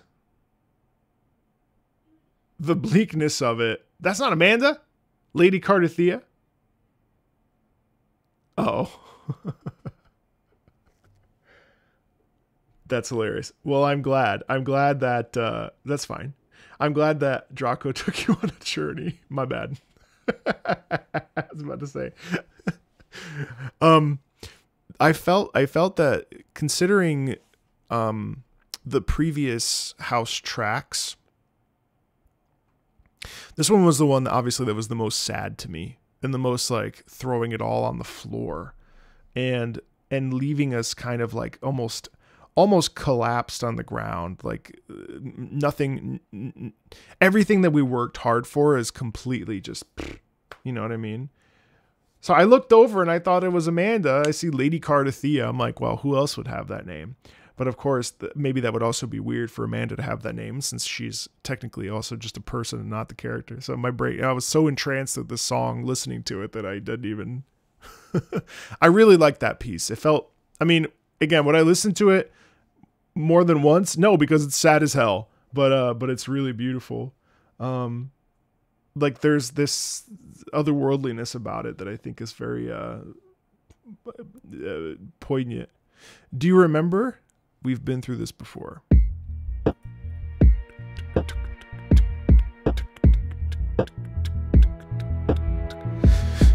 More of the I'm sorry. Sorry for the yawn. More of the syncopation.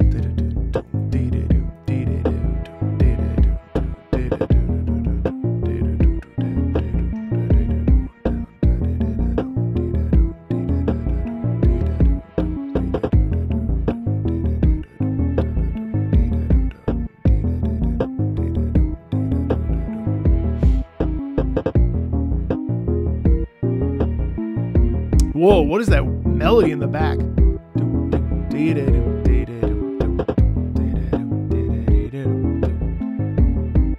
See, you see how twisted that is? That's actually kind of disturbing.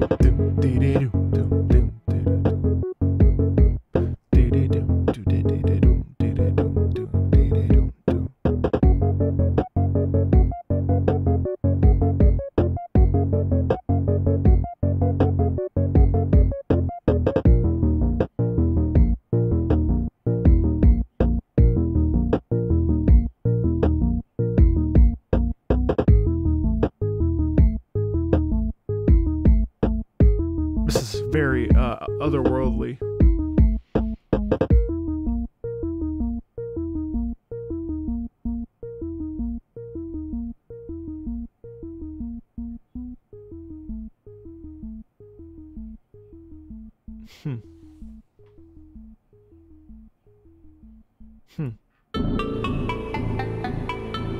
Game over, don't leave me alone here. Man, I'm on like a happy track. God.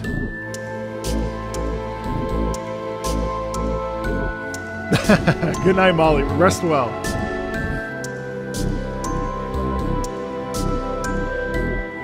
Yeah, Nicola will be getting there soon, yeah?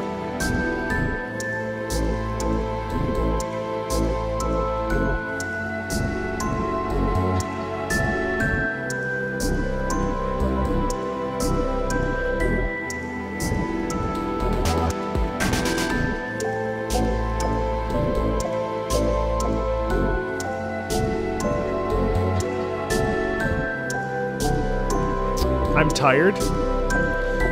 Or are you saying in the game? Are you saying I'm tired?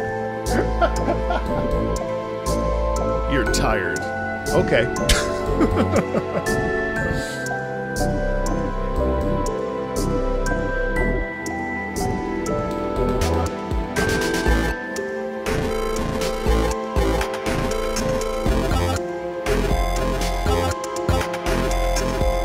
Wow.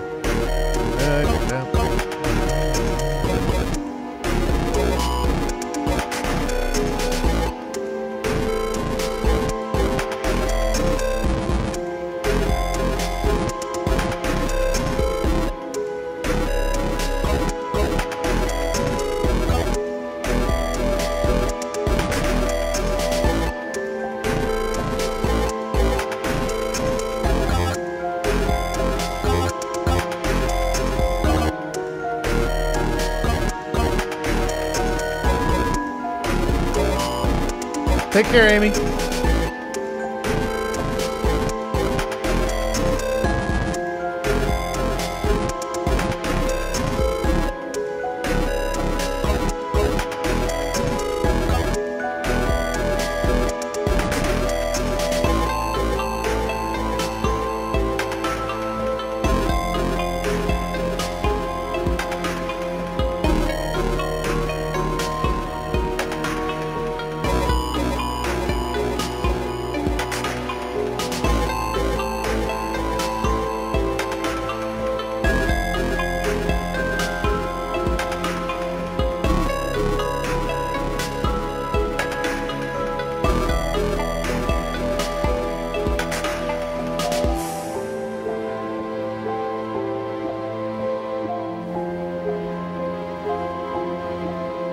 I wonder how it's backloaded with it's backloaded with sadness.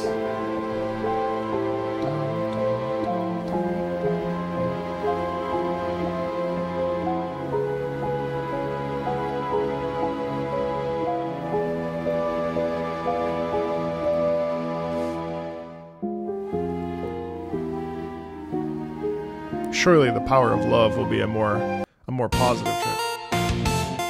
Ooh.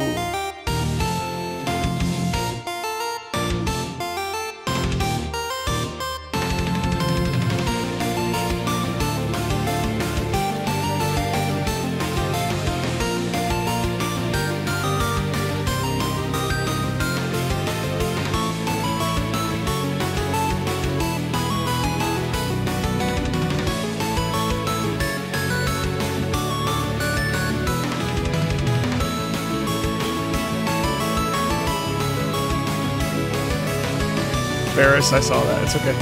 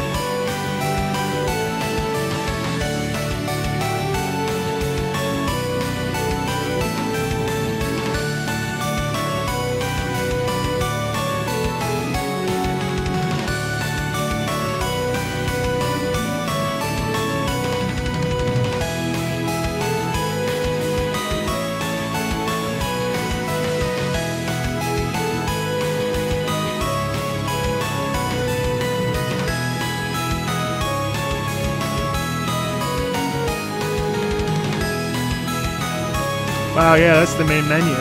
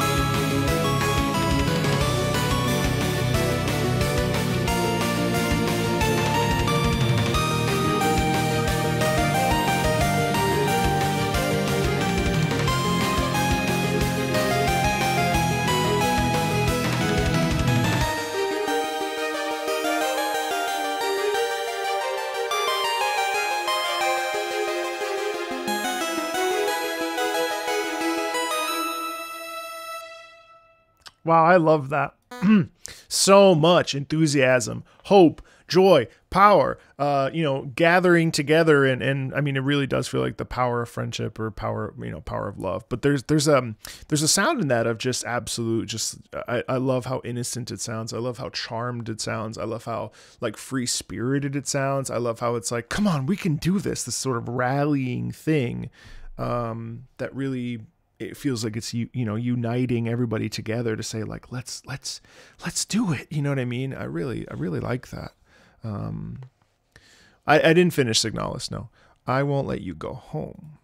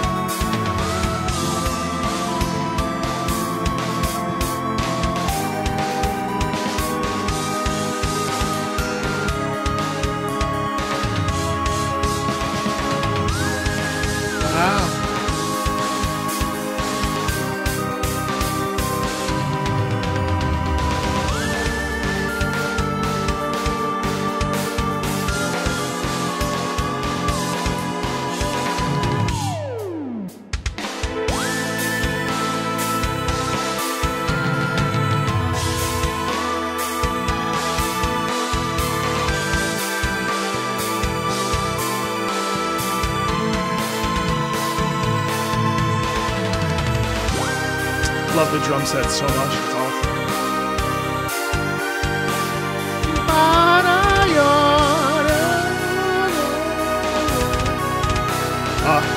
The double drum riff here. Oh my god.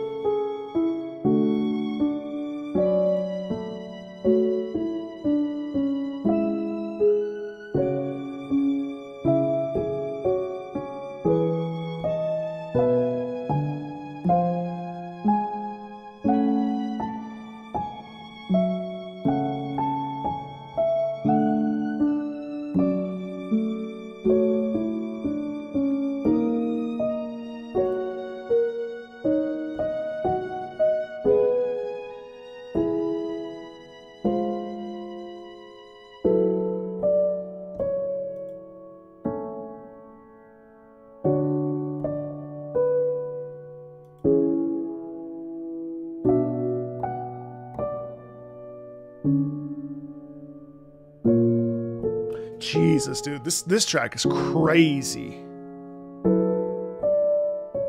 I can't get over this track. This track is gorgeous.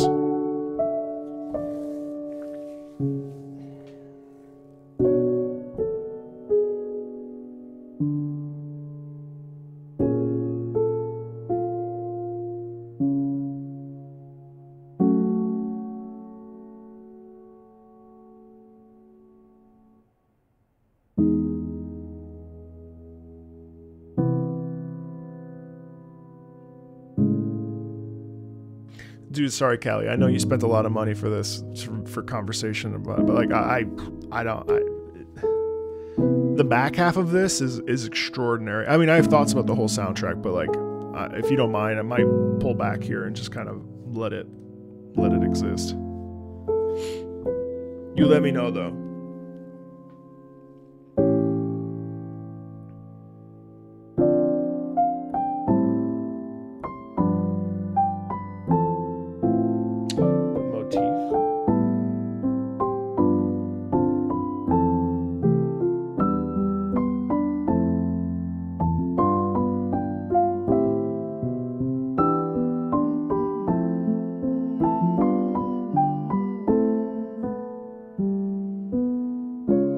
How long is this game, guys? 20 hours? Hey, Tech Breeze, thank you. Gojo Satoru. I don't answer to Gojo.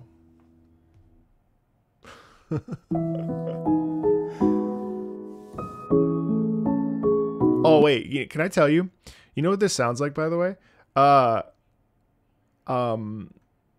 I've listened to Submarine World, by the way. Have you? Oh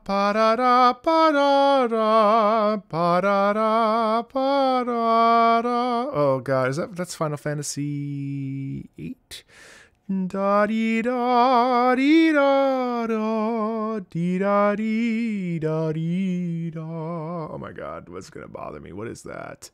Da dee da dee da da ya da dee da dee da dee. What is that? It's Final Fantasy something.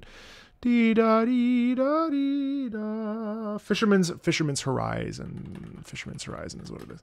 Fisherman's Horizon. I can almost guarantee it. Final Fantasy VIII knowledge coming through. Is it? Yes! Oh my God. I still got it. All these years later.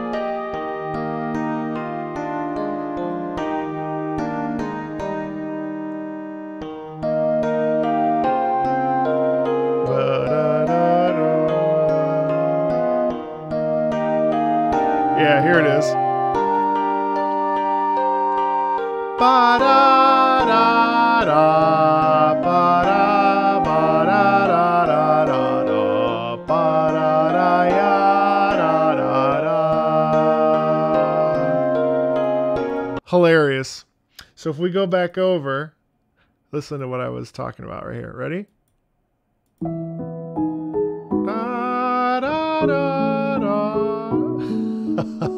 Just a little. Hey, what's up, dude? That's funny.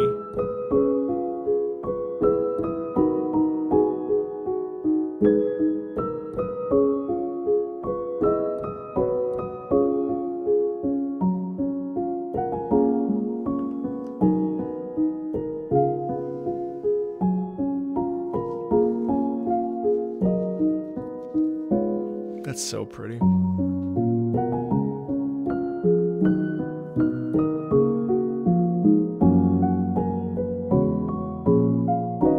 I think the piano pieces here are exceptional as well. And then there's this version, which is like the minor version of it, essentially, sort of like the duality, because there's like two different perspectives, you know. Oh, you're welcome, Duck. People told me to. I wouldn't have thought to react to her music, but it's kind of beautiful, man. I don't know. I think it's It's really, I felt a lightness in my heart the last couple days.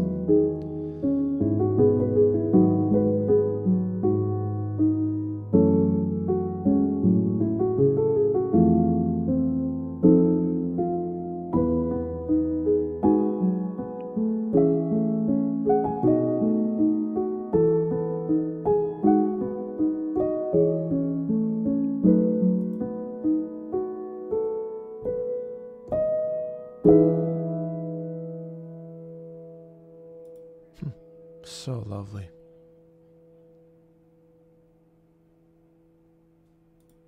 Wow. So simple. Something really gorgeous about that is how absolutely simplistic it is. Like, obviously there's movement, right? Like, obviously there's stuff that's happening, right? There's a good bit of movement. But goodness, it is just so pared down. Simple piano, upper register. Gosh, it's just pretty. It's just pretty. Hey, what's up, Zettelzine? I know you've been here for a while, but you saw the react to the react and came here after you saw I was live. Yeah. That's cool. Well, welcome in. You've been here before, though, I think. Shirley Marker going down the VTuber rabbit hole. Listen, it is technically video game music adjacent. And who better than me? Just kidding. But, like, you know, I saw Amelie's K-pop Demon Hunters cover the other day, and I was like, what the? How are these people so damn talented? I'm sitting over here in my little tower. Should have been a VTuber. I could have done it. I could have done it. I don't have enough of a, I'm too far gone from my theater kid days to go full VTube. I don't have the energy. I don't have the chaotic energy to stay. Happened to Bricky. That's right. I forgot that Bricky's always streaming with VTubers. That's hilarious. I think he was playing Street Fighter 6 with VTubers like a couple weeks ago. Hey, Mafo, no worries. Hey, buddy, what's up? Narissa's Down by the River cover? No. I also didn't realize that people love VTubers. Like, I know what HoloLive is. Like, I know that they have that game for the Say Jam Slam. That's going to be me in a year. I'm telling you right now. I've been practicing. Me and a bunch of VTubers. Just look. Honestly, I would be so happy. I would be so happy. My fiance's like, who are you hanging out with? Just a bunch of anime girls. Hey,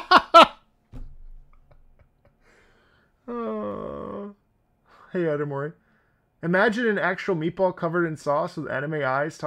Soda, have you never seen my PNG model?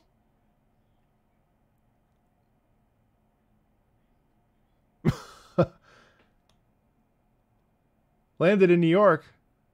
Welcome to New York. Enjoy it. Welcome to... I don't live there, but I just mean welcome to New York, because New York City, that's what they say. Welcome to New York. You've never seen my look at this.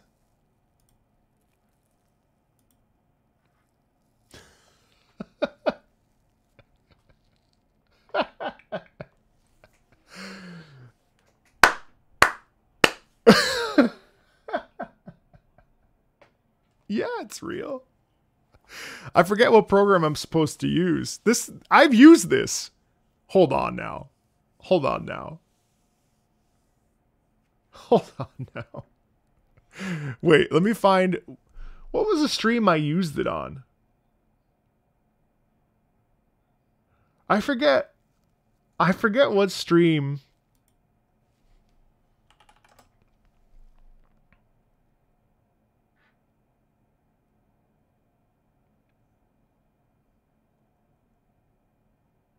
Let's see. What stream was it on that I used that thing? It's going to bother me.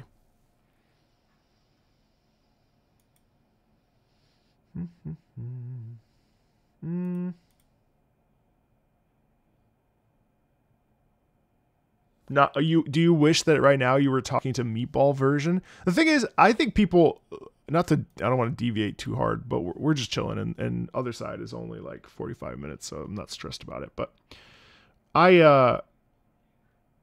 oh my God, all these false claims. Jesus. I've been getting false claims every day from this like totally false claim that really, it's really pissing me off because literally they've made almost every one of my streams ineligible, which is really annoying. So I have to go in and like, I just have to, it's going to take me quite a long time to turn these false streams out, these false claims.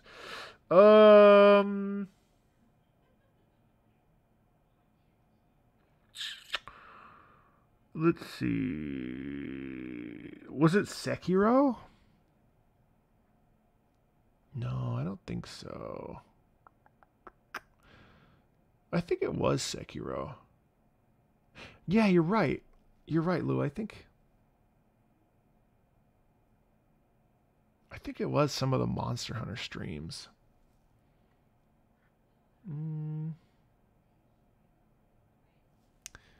I literally, the only reason I know they're false is because I literally paid someone to make a lo-fi thing for me. Yeah, I can't remember. I need to reset up I need to reset it up. It'd be fun to use it when I don't feel it. Anyway, we'll keep going. We're almost done with In Stars and Time. It's finally over. Reprise. What a lovely little melody, though. Oh, with the cello?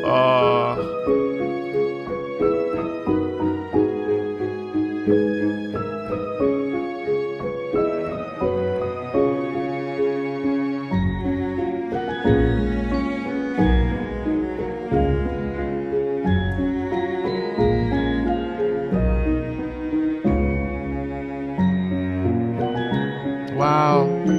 Lovely glockenspiel over top.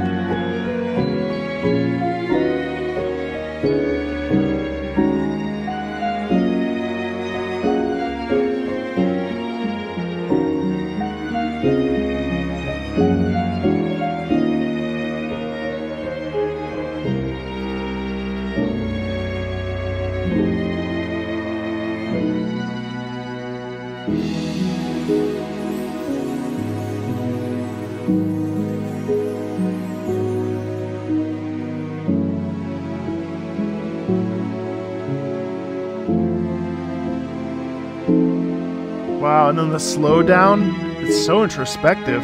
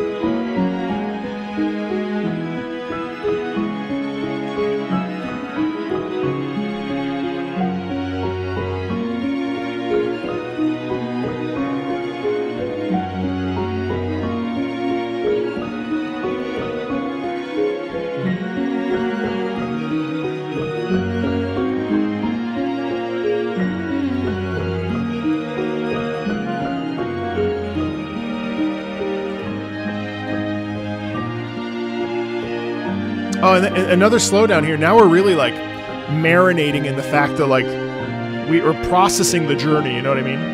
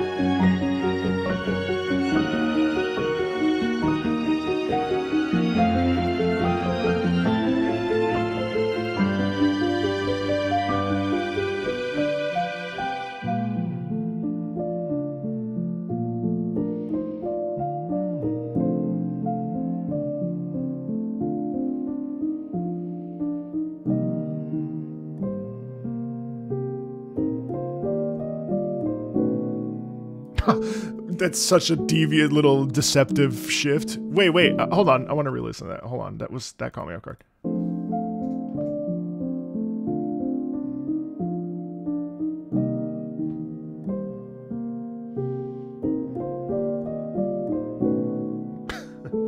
But yeah.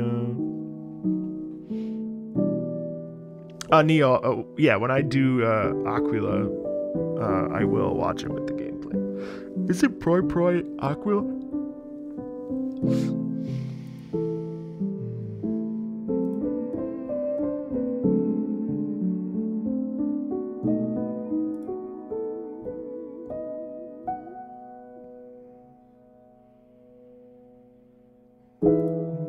Nice delayed, kind of suspended. It's so elegant. It's very, very, very heartfelt, isn't it? It's very, very, very heartfelt. How can you help me, Stardust?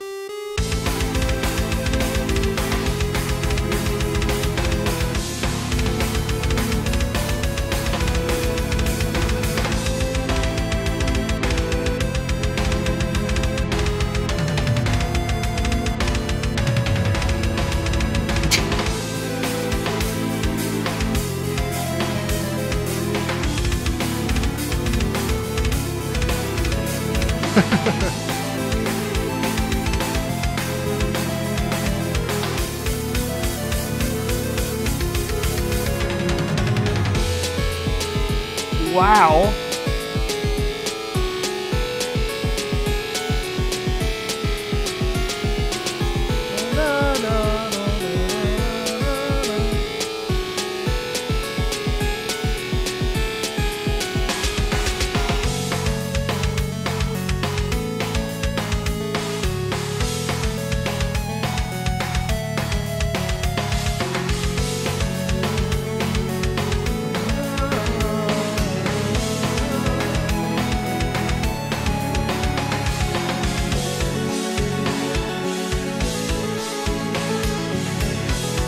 Yeah, this is dope.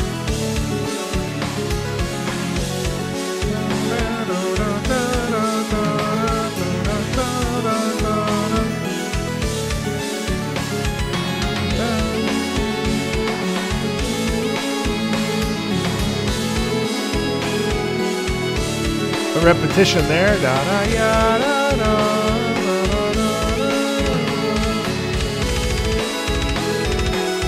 Ah, the double bass is so sick.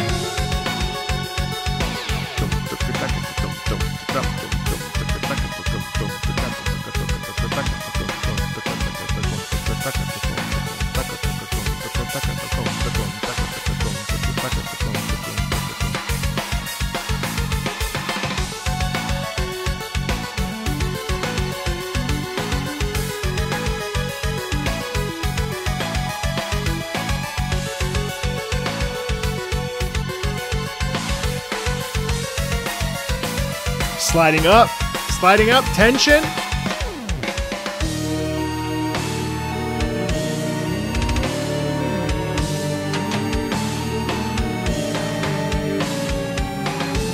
So now we move away from the pleasantness.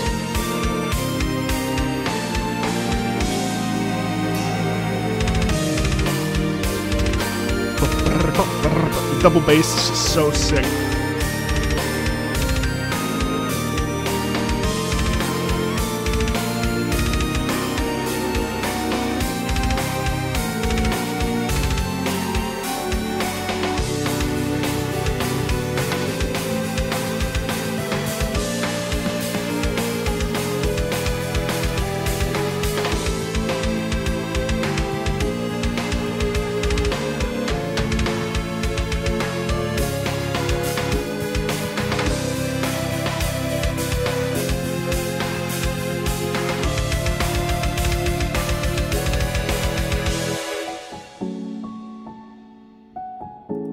Yeah, that's absolutely awesome. I'm so bummed out because, well, I have another drummer coming on. I would love to have another percussionist listen to this because it's so drummer coming on. I would love to have another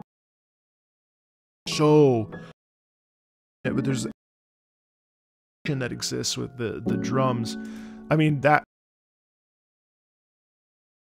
I've absolutely like loved just for their own merit. It's thanks to you.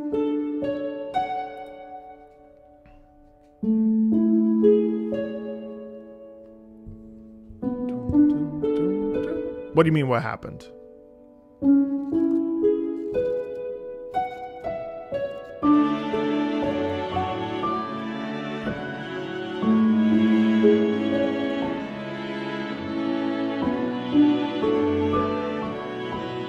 Oh yeah, I dropped a frame, it looks like.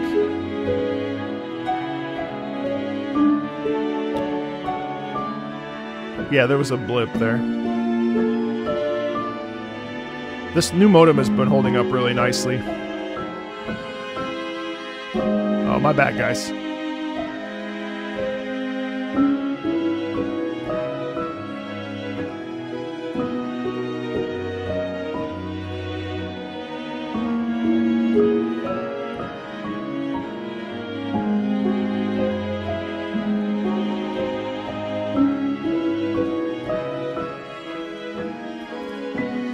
Hey, Tom.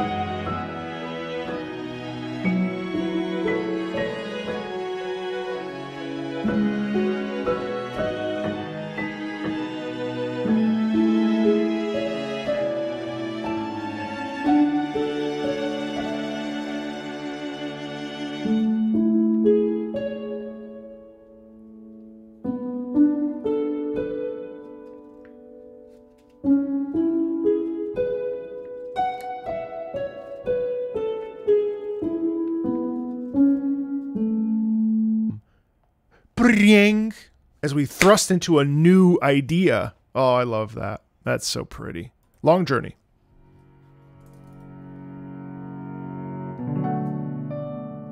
First I was afraid, I was petrified, hoping I could never leave without you.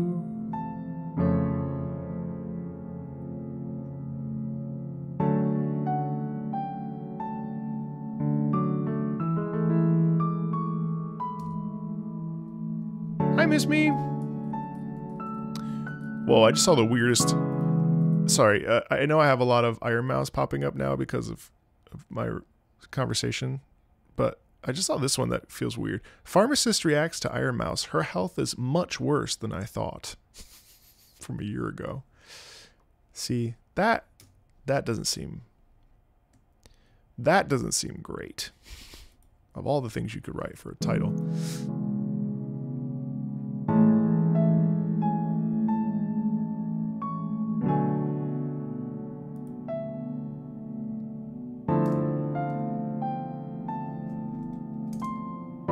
What?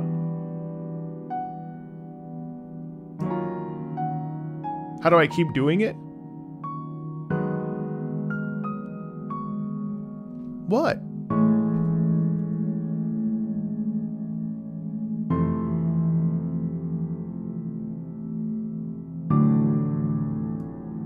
What did I even say? I don't remember what I said 2 seconds ago.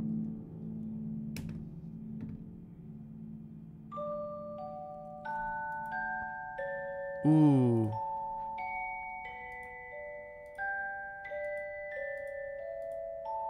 Is Soda Poppin' still here? Soda Poppin'. Soda,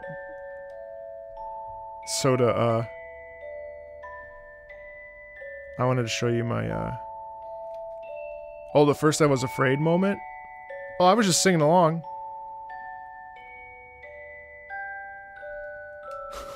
That video's from a year ago, though.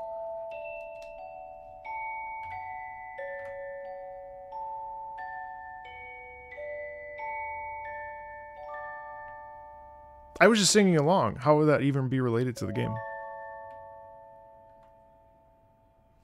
Thank you, Adam.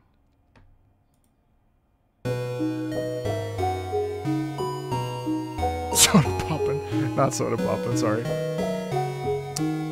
That's a different person. Hello! What's up, Wowery? Addermori.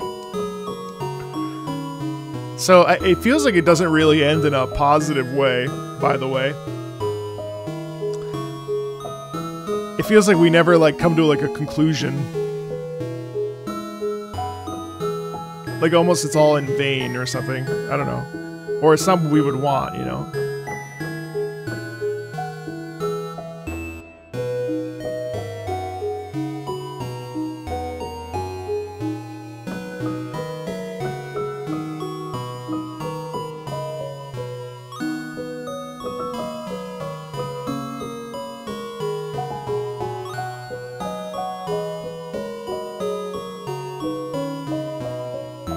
Hey, what's up, that weird lady over there? That's a great name.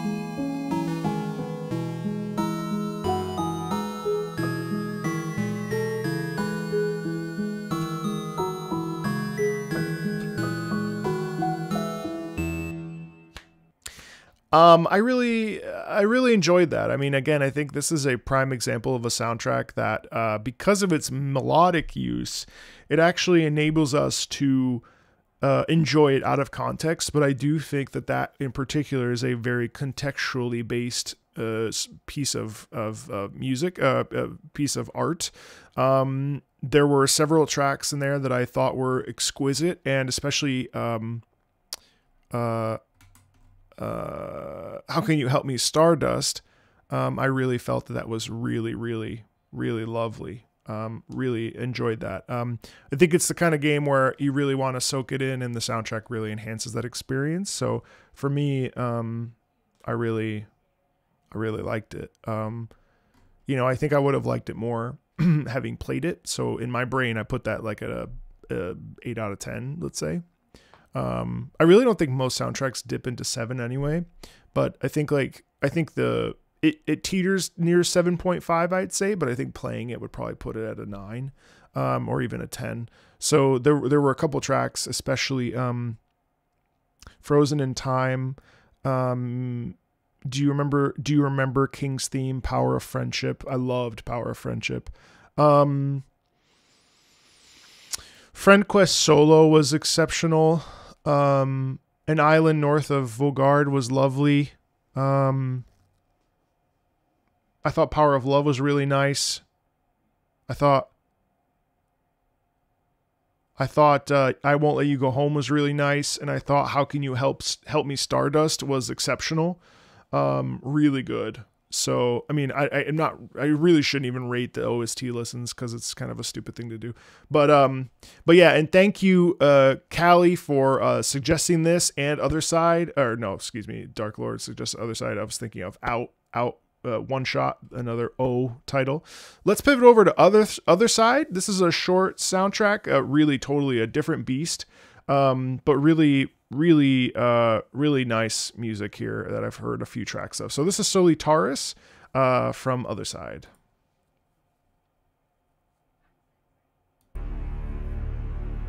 Totally different vibe.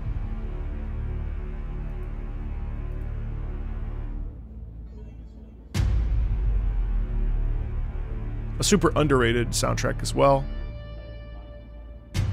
Where is this? Feel free to stick around. I know that not all of you are.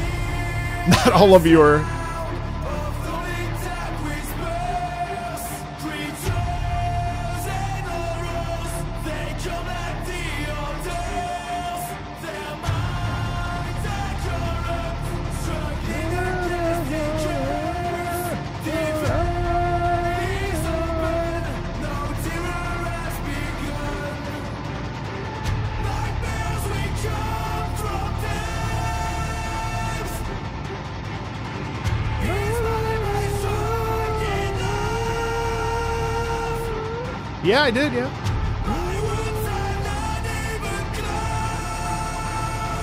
Dude, I love the build up to this. It's all in the upper register.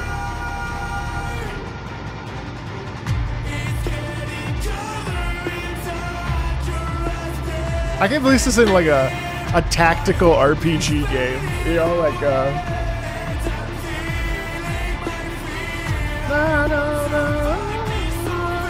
the upper register singing is so heartfelt too. Just totally digs in. Here comes the build.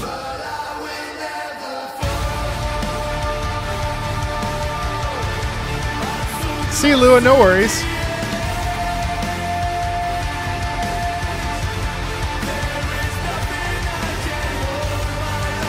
What's up, Mateos?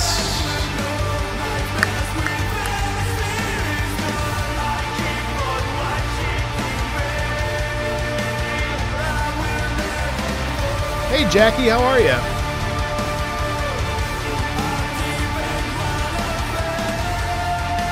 Love the strings too. This is some symphonic metal.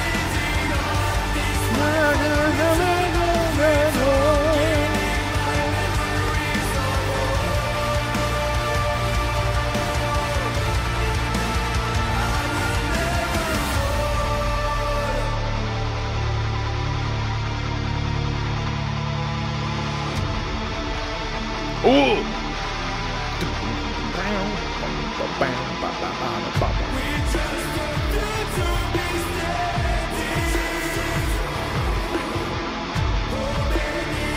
I love the metal. It's like the shadow self calling and responding in the background too.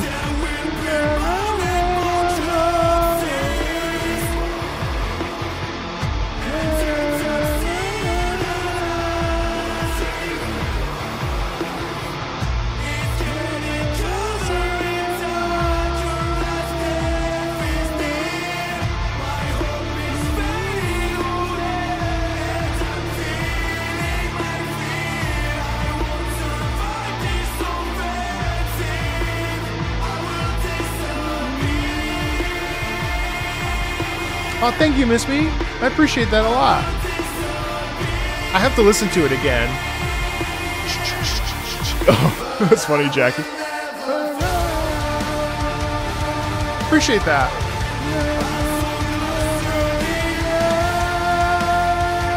Oh man, this is such a great melody.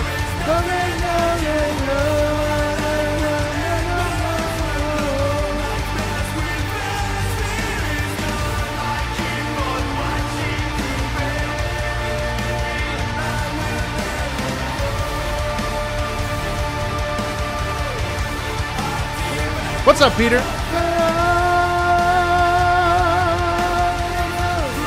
I love the melody line in this, dude.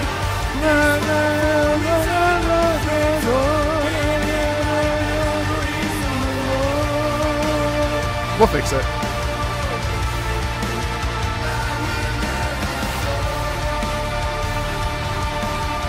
What's up? What's up, Nate?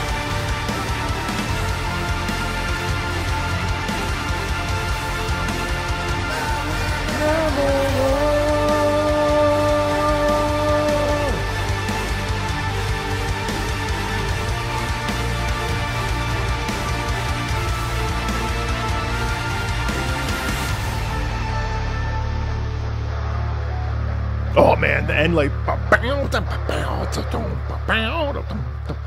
oh my god, dude. That was absolutely nasty sick. I loved it. Pierre Le Pape? What? Oh, this is a French band. That makes sense. Pierre Le Pape, Desperate Battle. Oh, his name is Pierre Le Pape. Pierre Le Pape. Pierre Le Pape. It's going good, dude. A little tired today, but...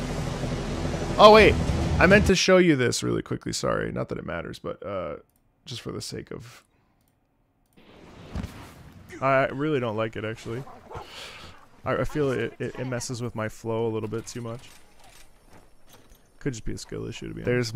There's my PNG meatball. I like moving around a lot. Although, to be fair... Anyway.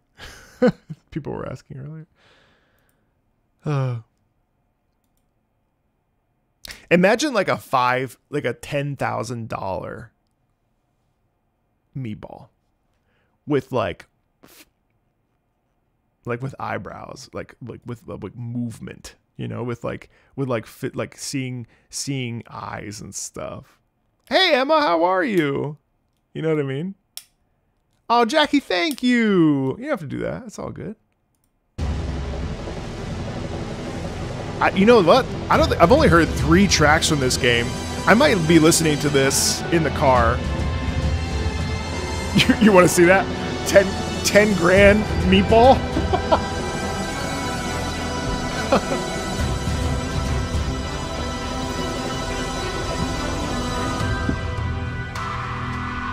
I did not hear the French accent. Bro, I don't have 10K to throw at a meatball right now. Like,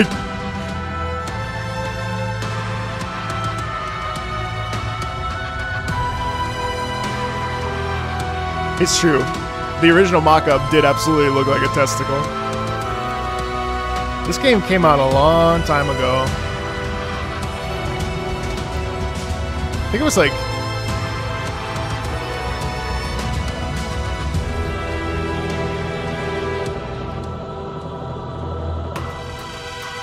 Periphery? Megadeth. Wow. Because this is symphonic metal, right? Yeah, it is.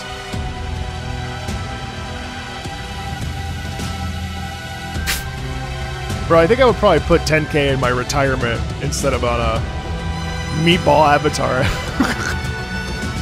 Chatified meatball. I appreciate that so much. Thank you, Jackie. Appreciate it.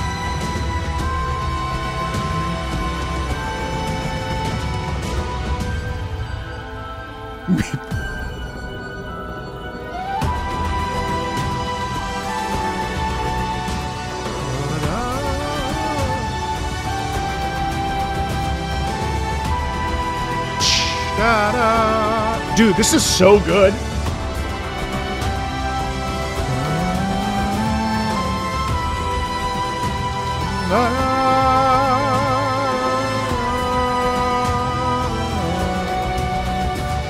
Such a strong melody line. It within this metal framework is just so good.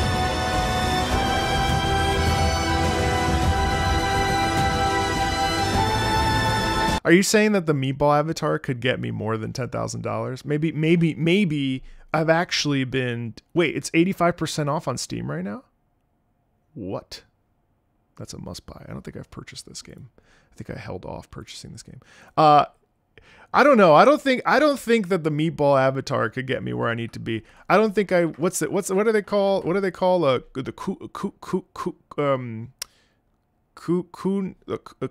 the Cooney. That sounds like inappropriate. What's it when people they're it's $4.49 right now on Steam. That's insane. It's a good game. Anyway.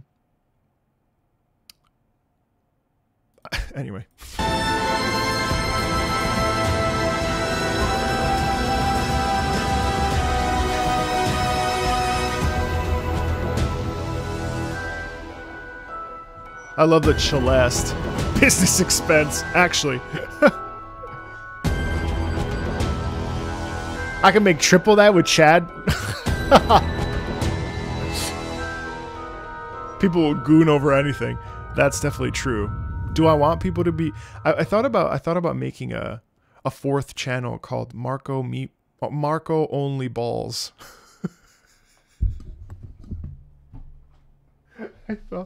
I thought you've never seen my lower body? I mean, oh my god, imagine if I wasn't wearing pants. There you go.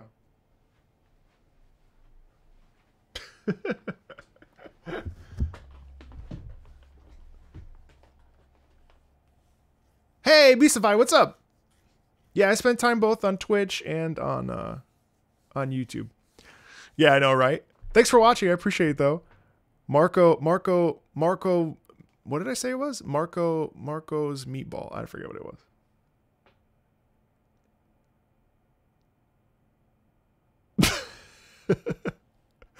Anyway. I'm actually loving the soundtrack. Marco's Only Balls. He has a lower body. Yeah, man. Hi, Interstella. Hey, Yvonne. Marco's only balls. This is called Child Song. I love that you can hear the innocence of it.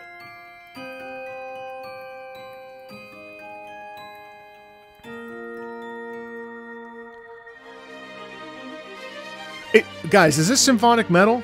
Can someone clarify this for me? I've been looking for something like this. I'm very happy right now.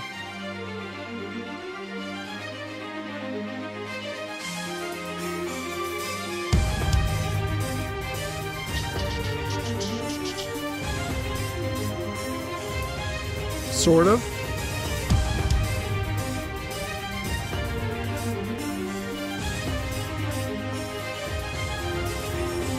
Yes. Hi, Tanya.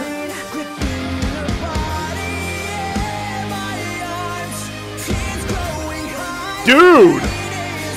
You gotta be shitting me.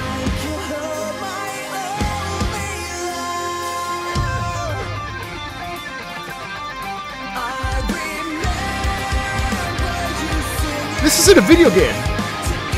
That's insane.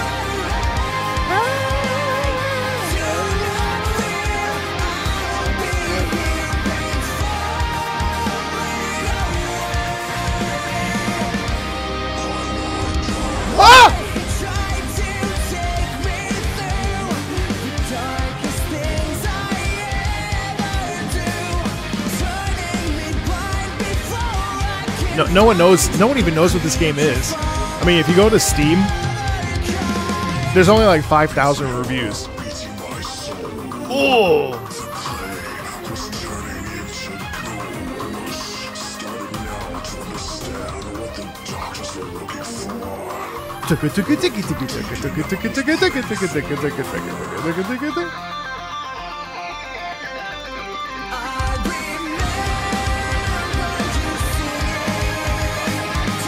Oh, with a full orchestra, right.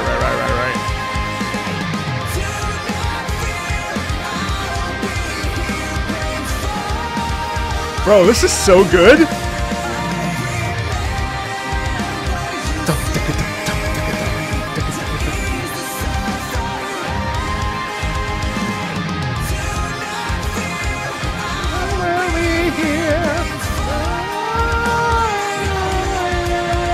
But look at the art style too, though. The art style of this game is absolutely nuts.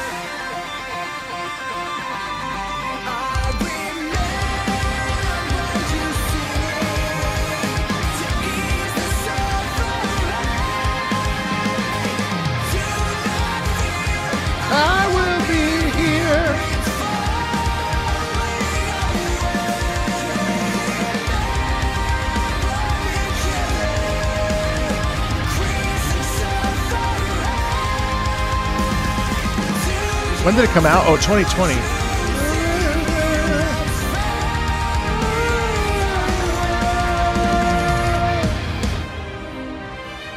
Periphery? Yeah, I'm gonna write that down.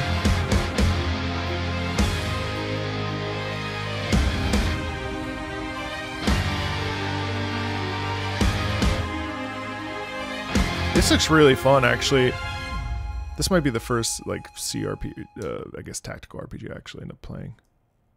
Dude, Dark Lord, nice job with this one. This is a good pick. What's up, Elf?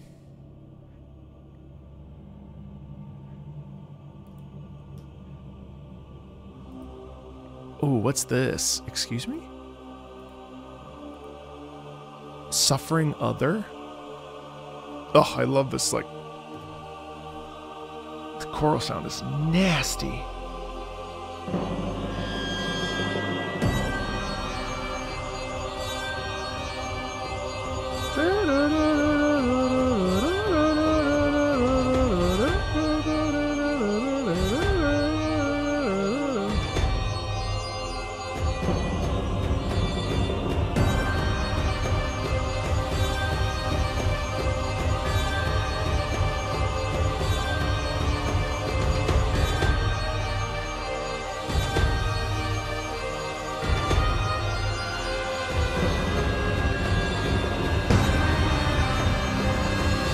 Hey, Somnium, what's up?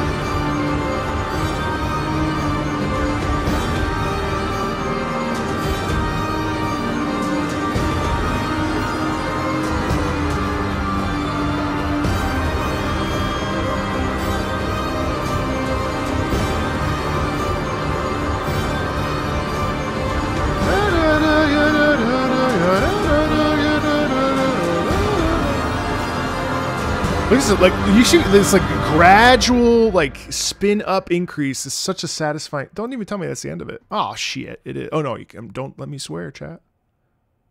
Don't let me swear. Ah, poop.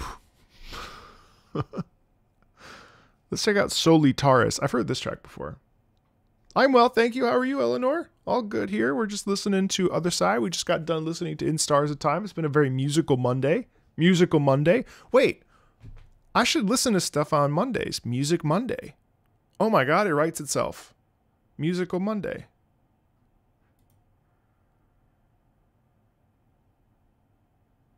Solitaris. Oh. Soul Swap.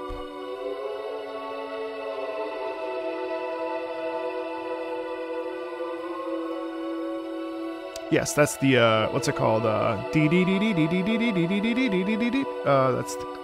I can't remember what it's called.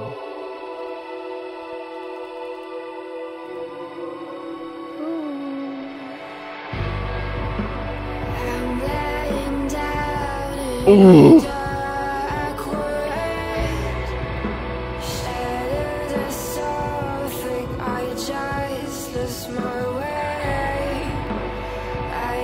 I don't know more, but it's decaf though.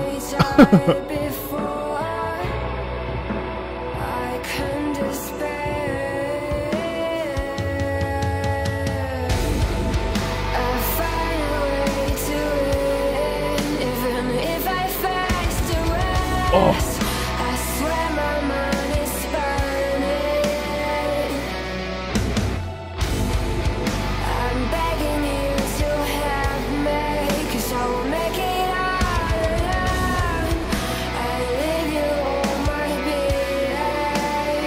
Just the menu theme?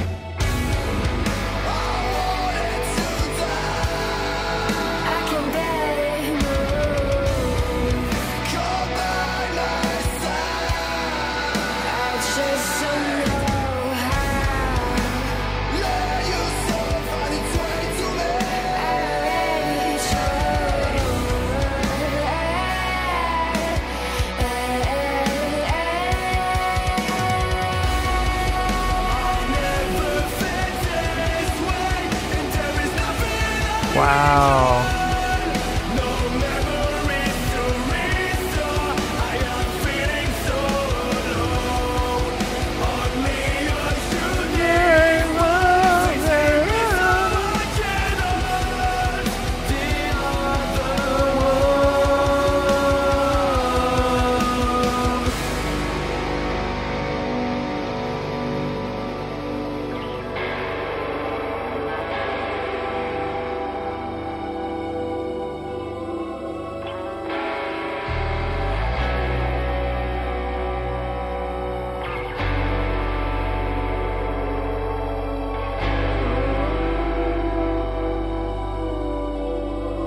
I love the vocals in this, dude.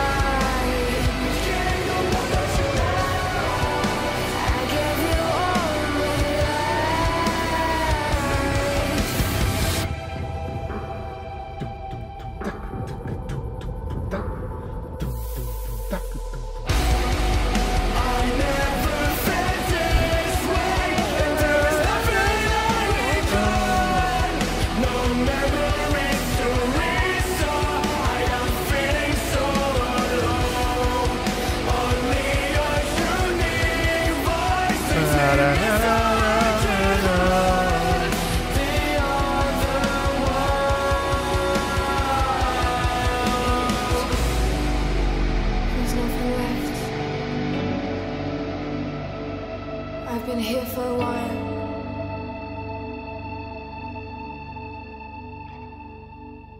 There's nothing here. Wow, the spoken text is so effective. You don't see this done too often. They'll come again. Oh. You're not real. Oh my God! Wait, there's this thing in opera in La Traviata where it's right before her final. I don't know how many of you have seen La Traviata, but essentially, Violetta de Valerie. Well, so the opera is based off of a novel. I can't remember the name of it. It's French. It's something Camille. Anyway, La Dame de whatever. La Dame de la Camilla. That's what it is. I think it is. And in any case, she has TB. I think. No. Wait, what does she have? Consumption. She's sick. Anyway, at the very end,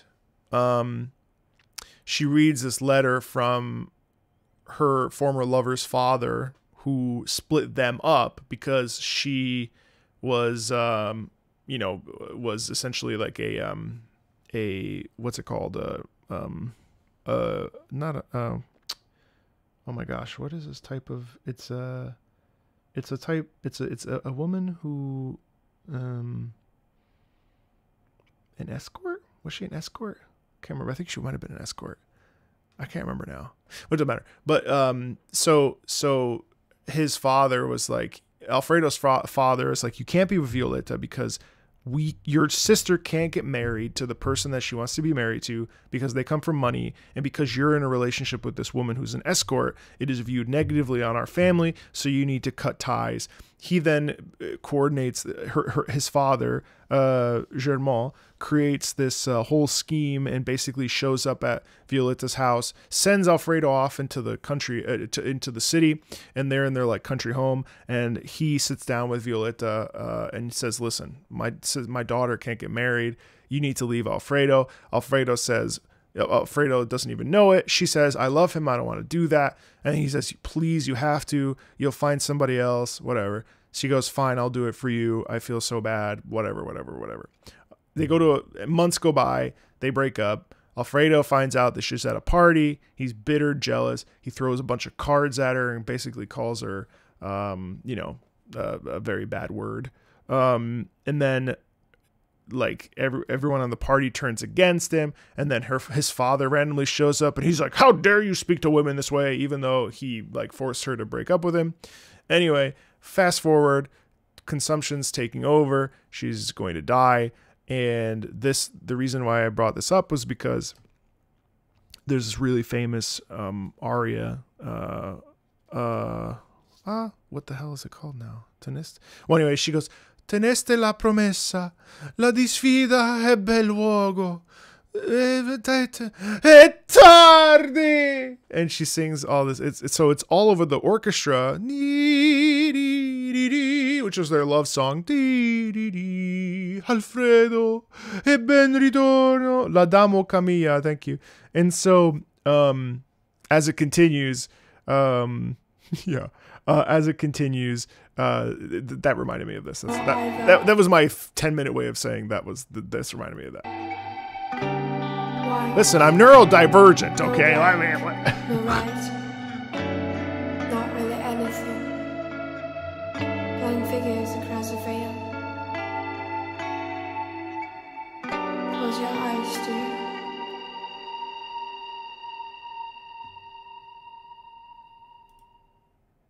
Cool. No, I don't have consumption.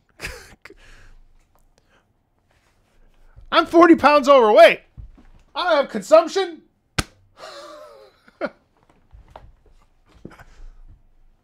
The fudge. Plague affliction. Oh.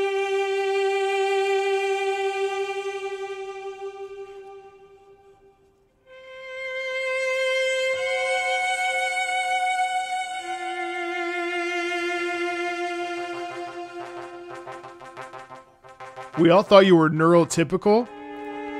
The fudge? I hate that I can't swear. I just want my RPM to go up. I need those 10 cents. We all thought you were 100% neurotypical. How dare you? How dare you diagnose me? Are you a licensed therapist? Excuse you? I did an interview with Jennifer English and Alyona Baronova.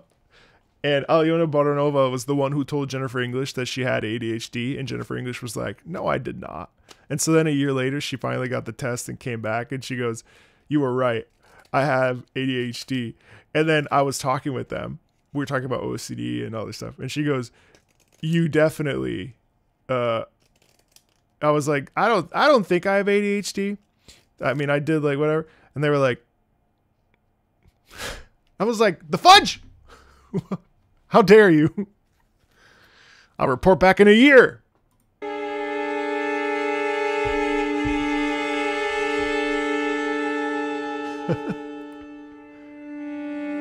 Compared to me and all my friends. Halo 3, not yet, James. Not yet. What Google search?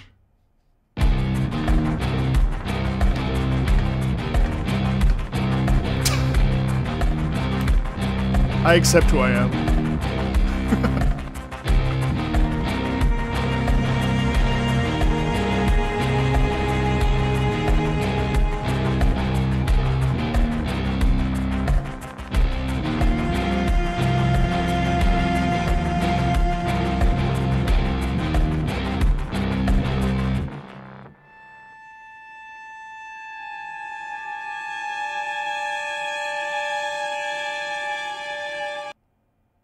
Uh-oh. Why did Twitch just take a crap? Twitch just died. Unable to connect to Twitch. We've lost Twitch. Hold on. Redo. We lost Twitch. We lost Twitch. Oh, God. No. Not Twitch. What's happening to Twitch, though, for real?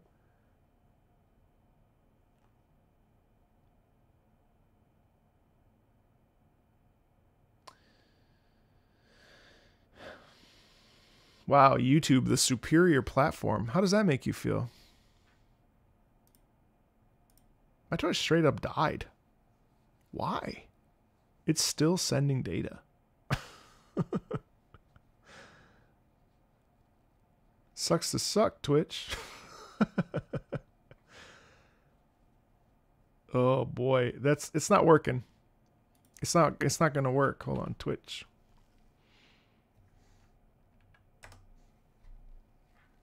Kramen, just tell them to come over to YouTube. I hold on, let me just go to my Twitch really quick. Oh no, it's back now. It's back now. What the fuck? Oh no, shit, no. Oh no, shit, no. Okay. We back.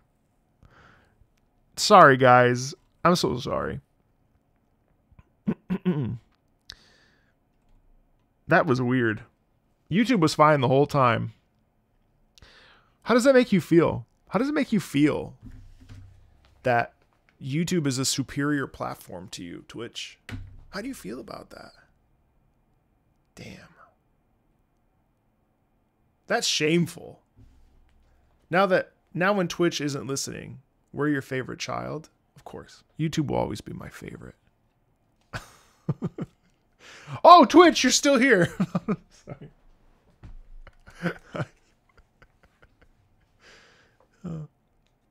After all, YouTube is my home. It's disturbing that YouTube and Kick are improving and Twitch is not. I know that Kick is a big talking point for some folks right now, and that everyone that's ever banned on Twitch goes to Kick. But all I'm hearing about Kick, besides, and listen, I went there and I scoped it out. The clientele is very odd. But in truth, it could be worse over there. Twitch is all over the place. They finally are doing something about YouTube botting. Or I'm sorry, about botting, not YouTube botting. About botting. But even that, I mean, the whole thing is it's a mess over there. I mean, when it comes to growth, Twitch is not great. Kick has filters that you can enable. You can make it so that you're not seeing any sort of gambling and any sort of bathtub stuff. It's definitely like, it feels in some ways, even though I know who it's owned by and what it's owned by, in some ways it feels less corpo than Twitch, just because corpo obviously with Twitch with the I don't know. It is what it is. I made an account there just in case someday I feel like going there, but I mean, I at this point I'm kind of just hanging out, and maybe the tide will change, but it's good. I just wanted to be prepared, but I'm not planning on going there right now. Kick is the dark web of Twitch. Yeah, that's how it feels actually. I watched a man playing RuneScape with no shirt on. And then I went to another channel and I watched another man showering. But like here up. And I was like, I don't think I can be on this platform. I was like, no, I don't think I can do that. That's a little bit, yeah. Belle Delphine once said in an interview that there was a door with lots of money on the other side, and she decided to go through it and do the prawn. Kick is your temptation prawn door.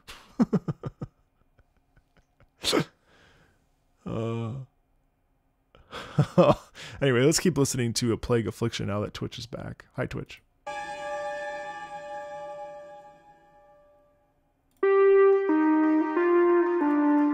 Wow. Dun, dun, dun.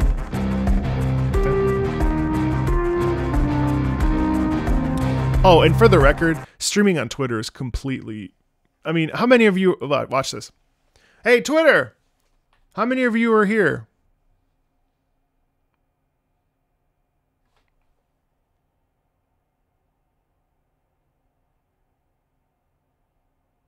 Five, 4, 3, 2, 1. Exactly. But if you look at viewer count right now, it says that there 1,949 people are watching right now on Twitter. That is not true. That is how many people have seen my stream or passed by it. My friend asked me if streaming on Twitch on Twitter was worth it. I said no. I guess people can see that you're live, But I don't think anybody's like, oh, I should go there. I mean, maybe they do. It's just another angle, but yeah, no. It's weird. It does show up. Well, it shows up on my restream. Hey, Victor.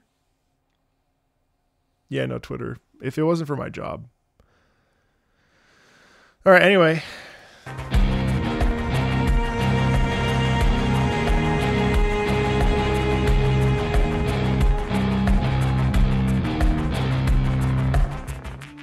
No, I don't care about the analytics, dude. Don't worry about that at all, Elf. I'm just talking.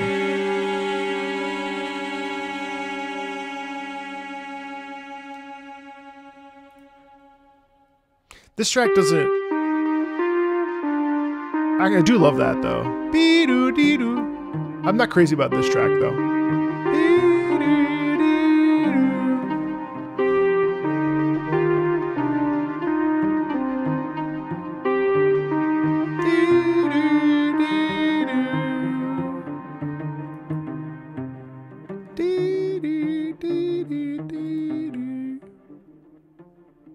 Yeah, that track didn't sit with me, but everything else before it has been amazing. Hungry One.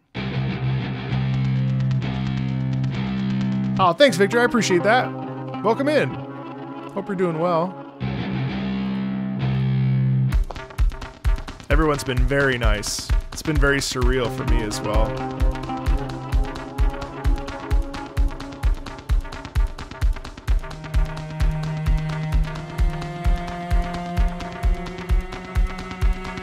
Oh, is it a soundtrack that expands on itself? Oh yeah, Mixer. That's right. Man, another Microsoft L, huh?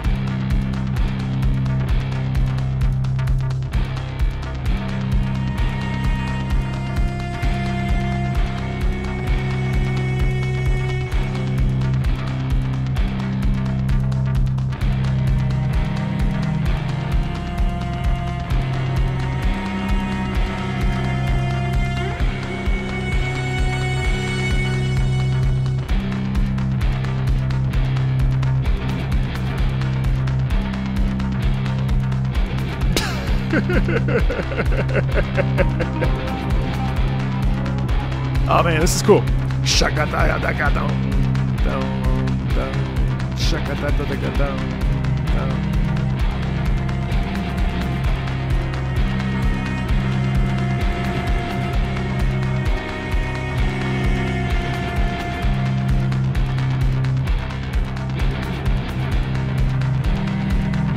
Yep, this is from Othercide, yep.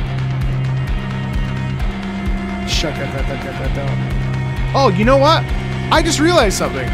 I think from now on I can do Music Mondays because there's only 4 people on this Patreon tier, which means that that's 1 soundtrack a week every Monday for Music Mondays. That's awesome. Music Mondays are a real thing. Sorry. Didn't mean to hit you guys.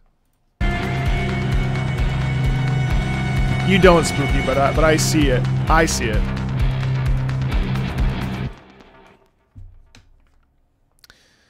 Lost Memories. Marco's Music Mondays, brought to you by my patrons.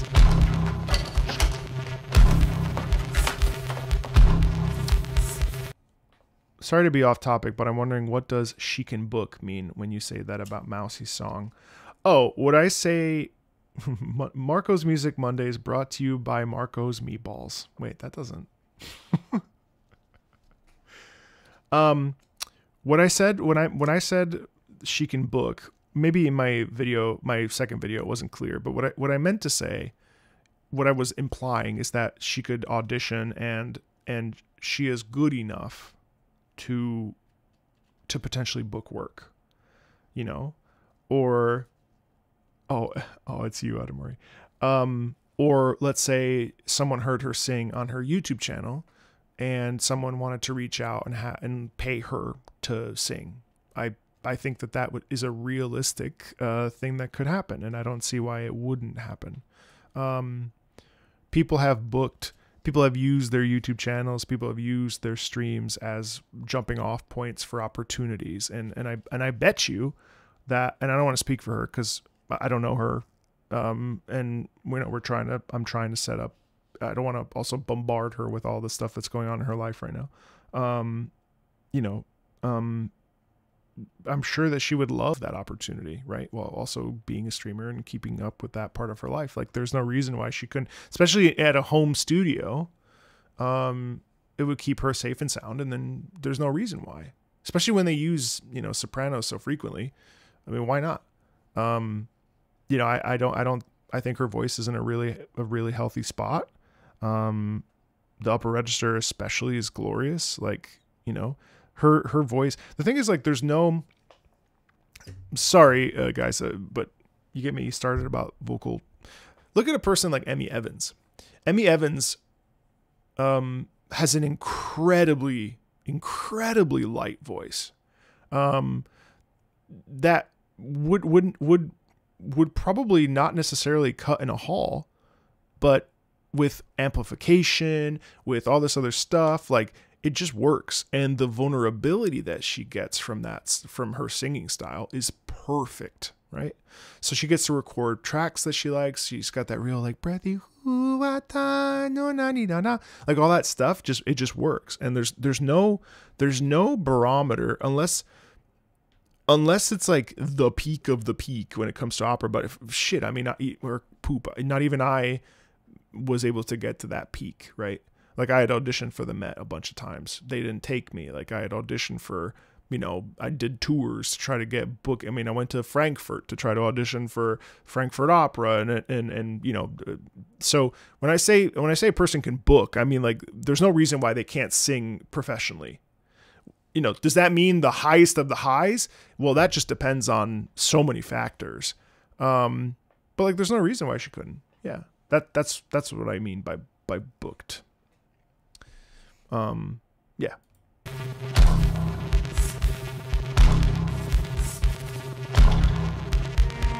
Yeah, exactly.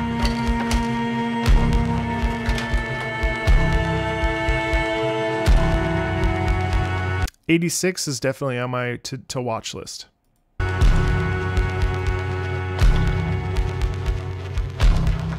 Yeah, totally. Marco VTuber balls.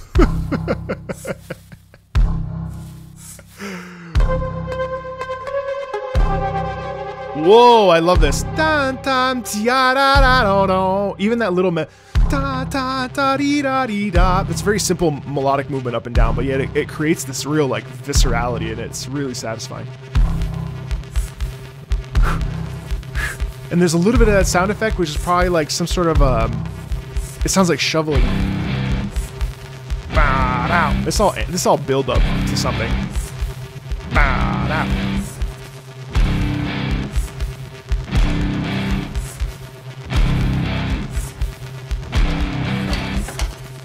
Ooh.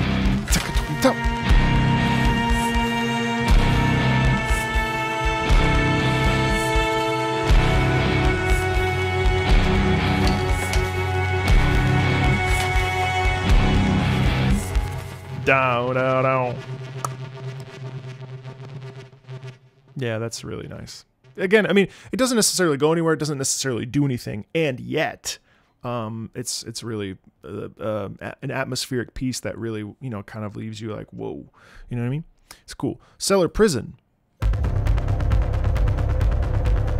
it seems like we got, like, the big vocal tracks up front, and now we're kind of pulling into ambiance. But this is very effective.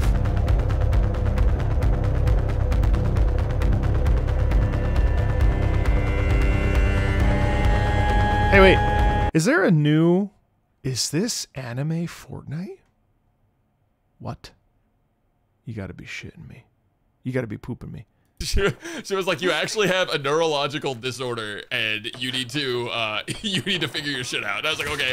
What in the... You need to take medication for this. What in the gotcha Fortnite? I won't be tempted by that.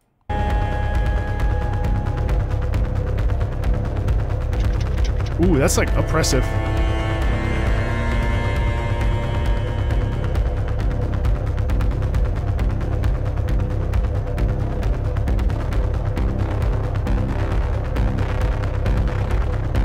Hey, Dimitri, thank you so much.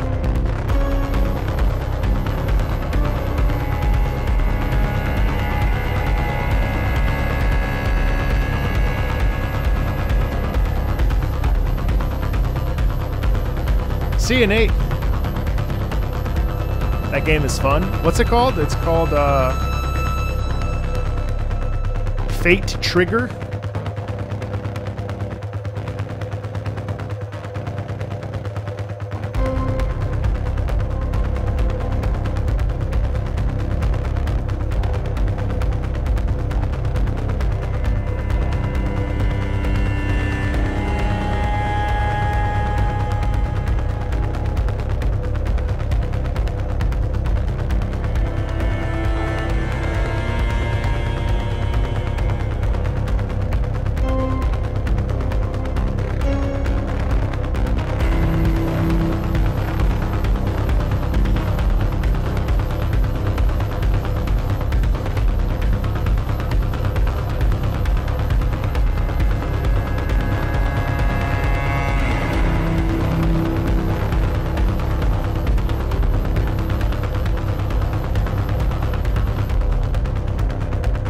It is very oppressive, though, isn't it?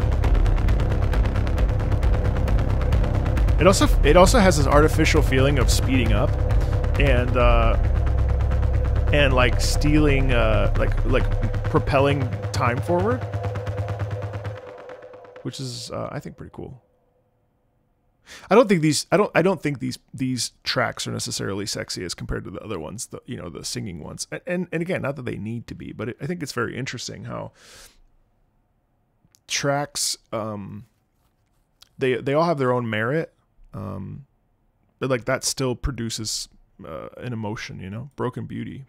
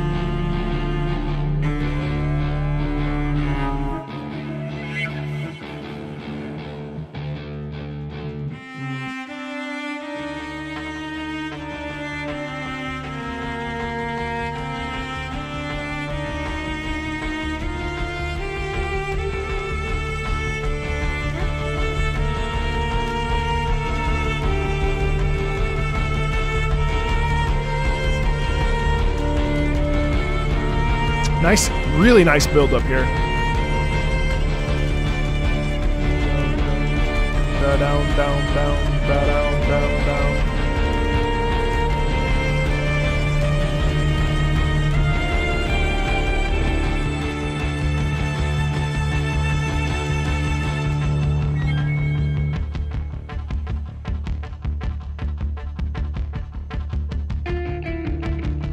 Hey, Zachary. It says Twitch is fine. It's weird.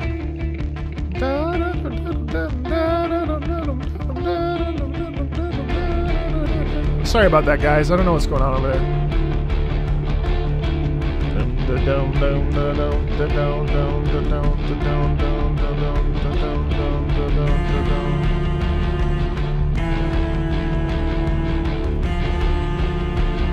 What are you watching?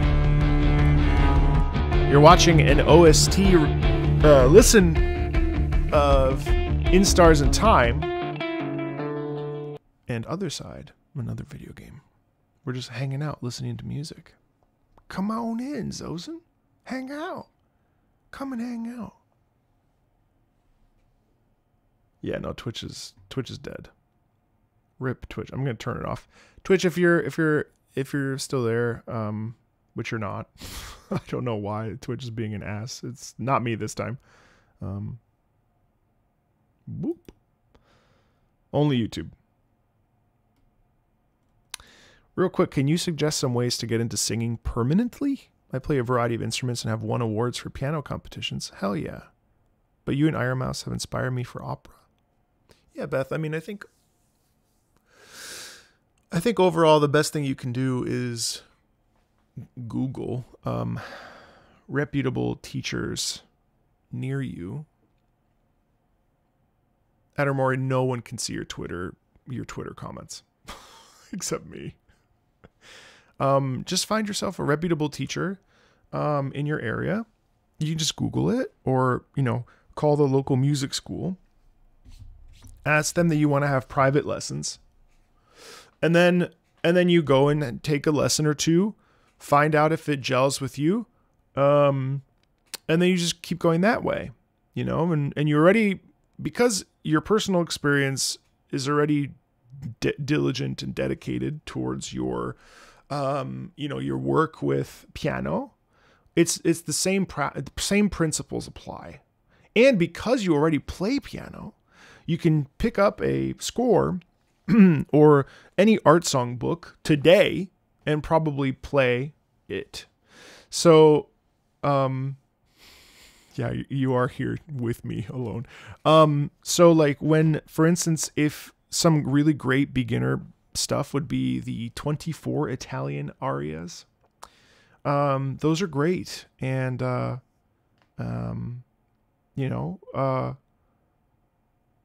you pick those up, you could learn those today. Start with a piece like Caro mio ben. Caro mio ben, credimi almen, senza di te languisce il cor. And, you just work on the very basics, which would be breath support.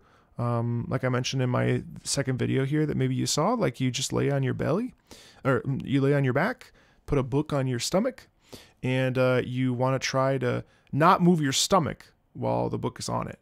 Instead, you want to move laterally, so you think from left to right. That's a cool way to learn how to breathe like a singer. Because we don't want clavicular breathing from up here, and we don't want belly breathing, which is breathing just forward and back. What you want is to expand laterally, and there's a whole system that goes into it. But that's essentially the basics of breath support when it comes to singing. Just start there. I think that would be, but definitely Google. Singers, singing teachers near me, and you'll find a whole bevy of people. Or even sometimes, yeah, that's what you want to do. Because I was going to say you could go to a coach, but the problem with a coach is the coach is going to teach you about, singing phrases and musicality, which as a pianist you already probably have. So that would be my suggestion.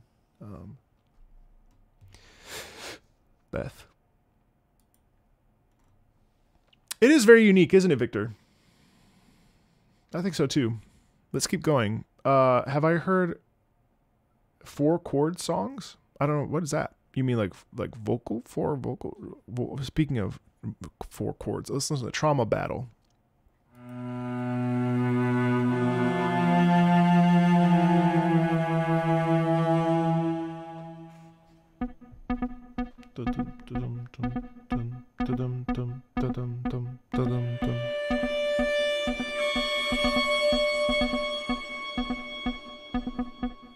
Oh, I love this string here. Really, that string really, it feels like you're like wandering in the dark. Whoa, that's a really unique sound.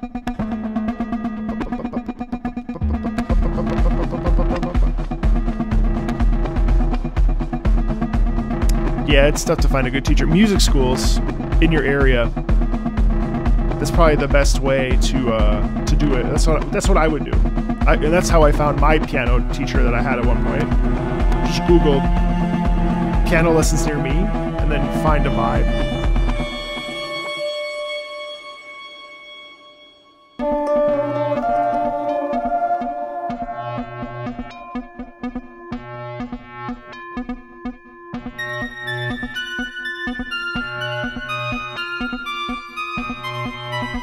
What's the axis of awesome song 4 chords?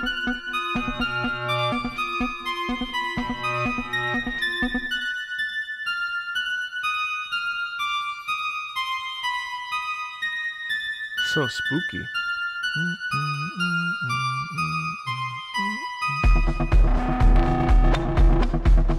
Ooh, that's nice.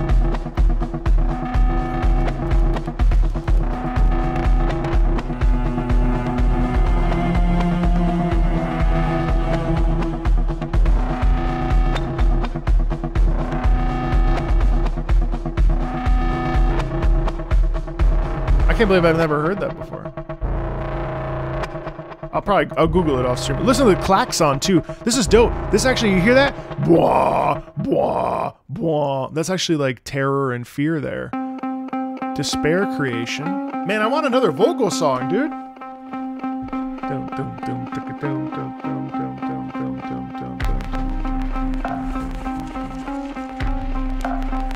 Ooh, listen to that fat beat. Boom, boom, boom, boom, sha, da, da, da, da. Ooh. Da, da, da.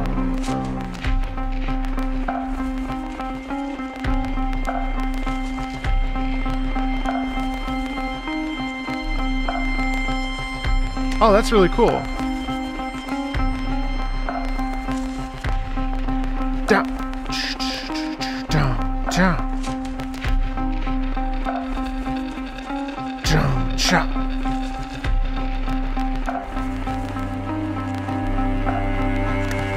Is the Splatoon 3 campaign fun? I only play online because I'm a sweaty beast.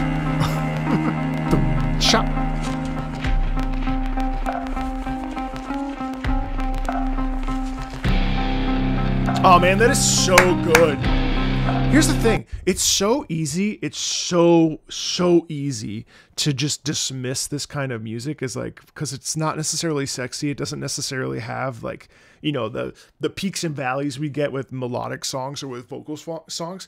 But this is like spicy as hell. I love bum bum bum bum ba bum bum bum bum bum bum. I am a former opera singer. Well, I'm an opera singer. I'm a not professional anymore, but I used to be I studied for 10 years, was professional for 4, and now I am a professional YouTuber. Yeah, I love the guitar riff because then you hear how the guitar comes in, and this is the obvious stuff that you guys probably already know, but like there's something so cool about, you know what I mean? That sort of sense of danger that comes with that. It's like so satisfying, right? Right? It's like so cool. Man, that's awesome.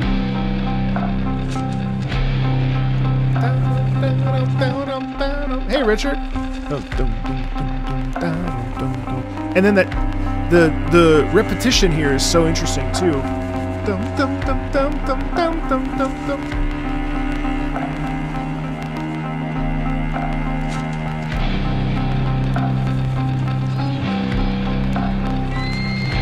Oh, this is the wail over. Wow!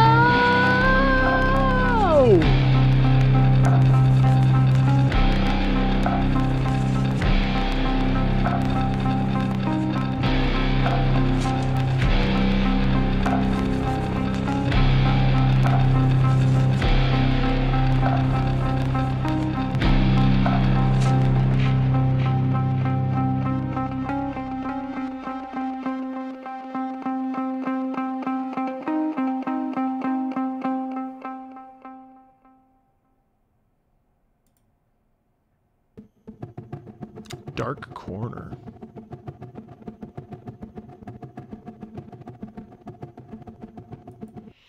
So then you know about notes and beats and vocals, so you could easily make music with this, right? No, I couldn't actually. It's not. No, really, an opera singer's job, or I mean, I'd say a lot of singers, but there are singer-songwriters out there, but a lot of like the people I know. Yeah, the people I know from my past life. Sorry, I had to throw away my yawn. Those are, most of them are not composers. I mean, I think sometimes there's confusion as to what an opera singer is or what a singer does, and it's like the singer's job is to be a conduit for the composer to present to the audience with the least amount of friction as possible, so that the audience is moved and feels emotion. That is a singer's job, right? Like, that is literally what we train for. I spent 10 years learning how to sing so that I could get out of the way and present the emotion that the composer wanted to articulate in a way that was the clearest and most obvious to the audience. That was my job. But in order to get there, you need training, you need technique, you need practice, it's an art. Yeah, exactly. You need to, there's all this stuff that goes into it. But like, that is the basis of what a singer does. So are some singers composers and songwriters? Sure. Are some singers poets? Sure. Are some singers video game players? Sure. You know what I mean? Like, it's just not, I also have no interest in composing, which is something that I think is also confusing, because it's like, well, you're in music. Couldn't you sit down and like write your own song? No. I mean, yes. My father was like that. My father always wanted me to like, don't you ever want to like write your own music? No. You just need vocals, bro, but you have the rhyme in your body, and without you, a singer couldn't be successful. You just need vocals, bro. But you have the rhyme in your... Bro, I don't know what that means, but I appreciate it. I don't know what that means, but thank you.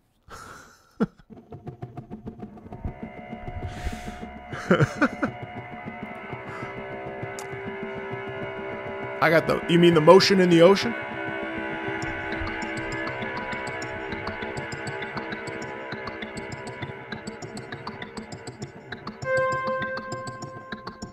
I think I would be a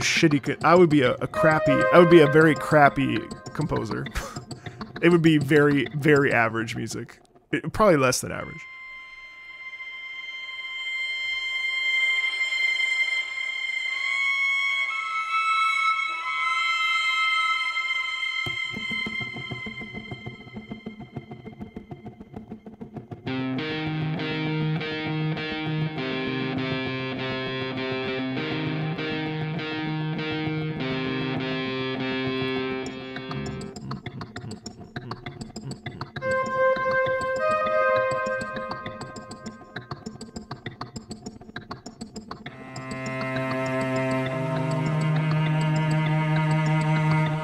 Oh, yes. Oh, dude, the way that oh man, wait, is this still going? Okay. This is awesome. The way that it, yeah, I have it actually, Ivy. Don't ya?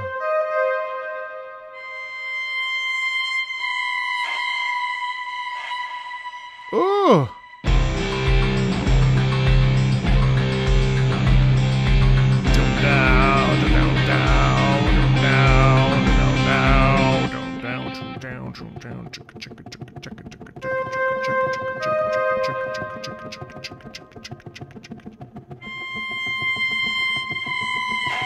Oh.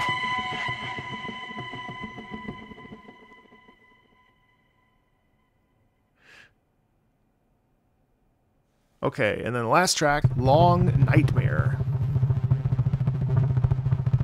Speaking of bubbling.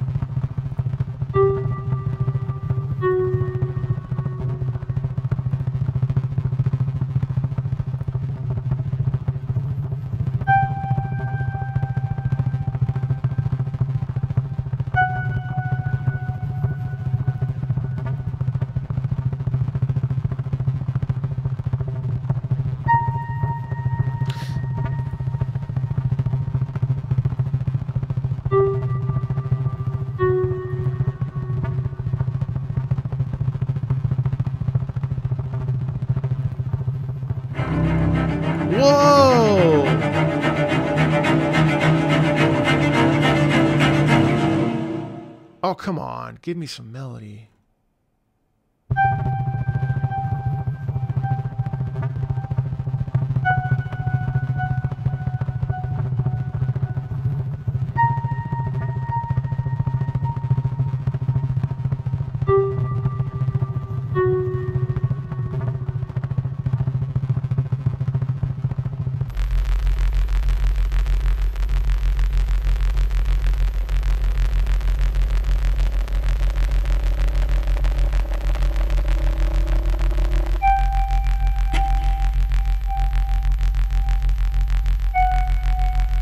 So at this point, this is more ambient than anything else.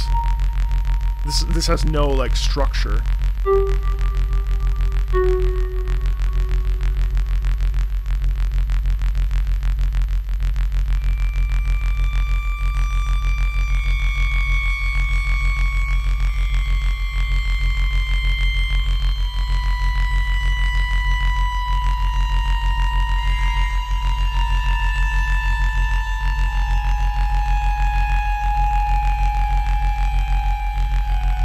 It's just the cascading down.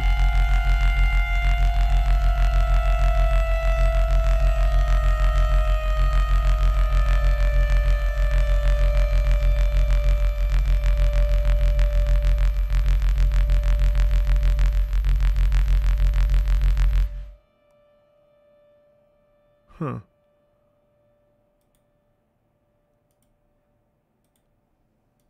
Wow, what an ending.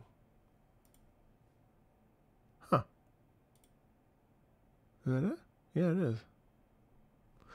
What a fascinating little soundtrack. Short and sweet, 14 tracks, 45 minutes.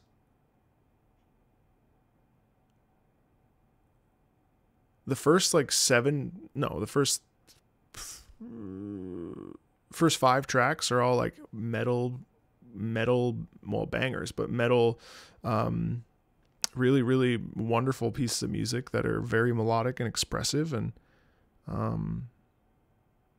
wow. Huh. I feel like I'm less keen on the back half and super more keen on the front half.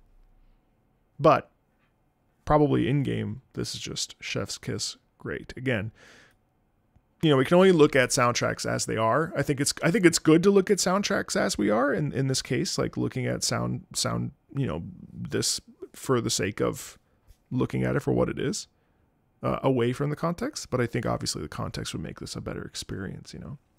But it definitely would be a great D&D campaign soundtrack. The composer's change on the way. Ah, yeah, okay, that's right. Well, in any case, that was In Stars and Time and Othercide, an odd combination that that we made work.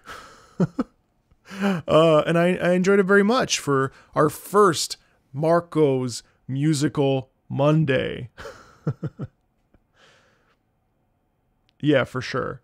With that, I appreciate you guys. Thanks for stopping by. If you came from the Iron Mouse videos, I'd love for you to stick around if you like, but no worries if not.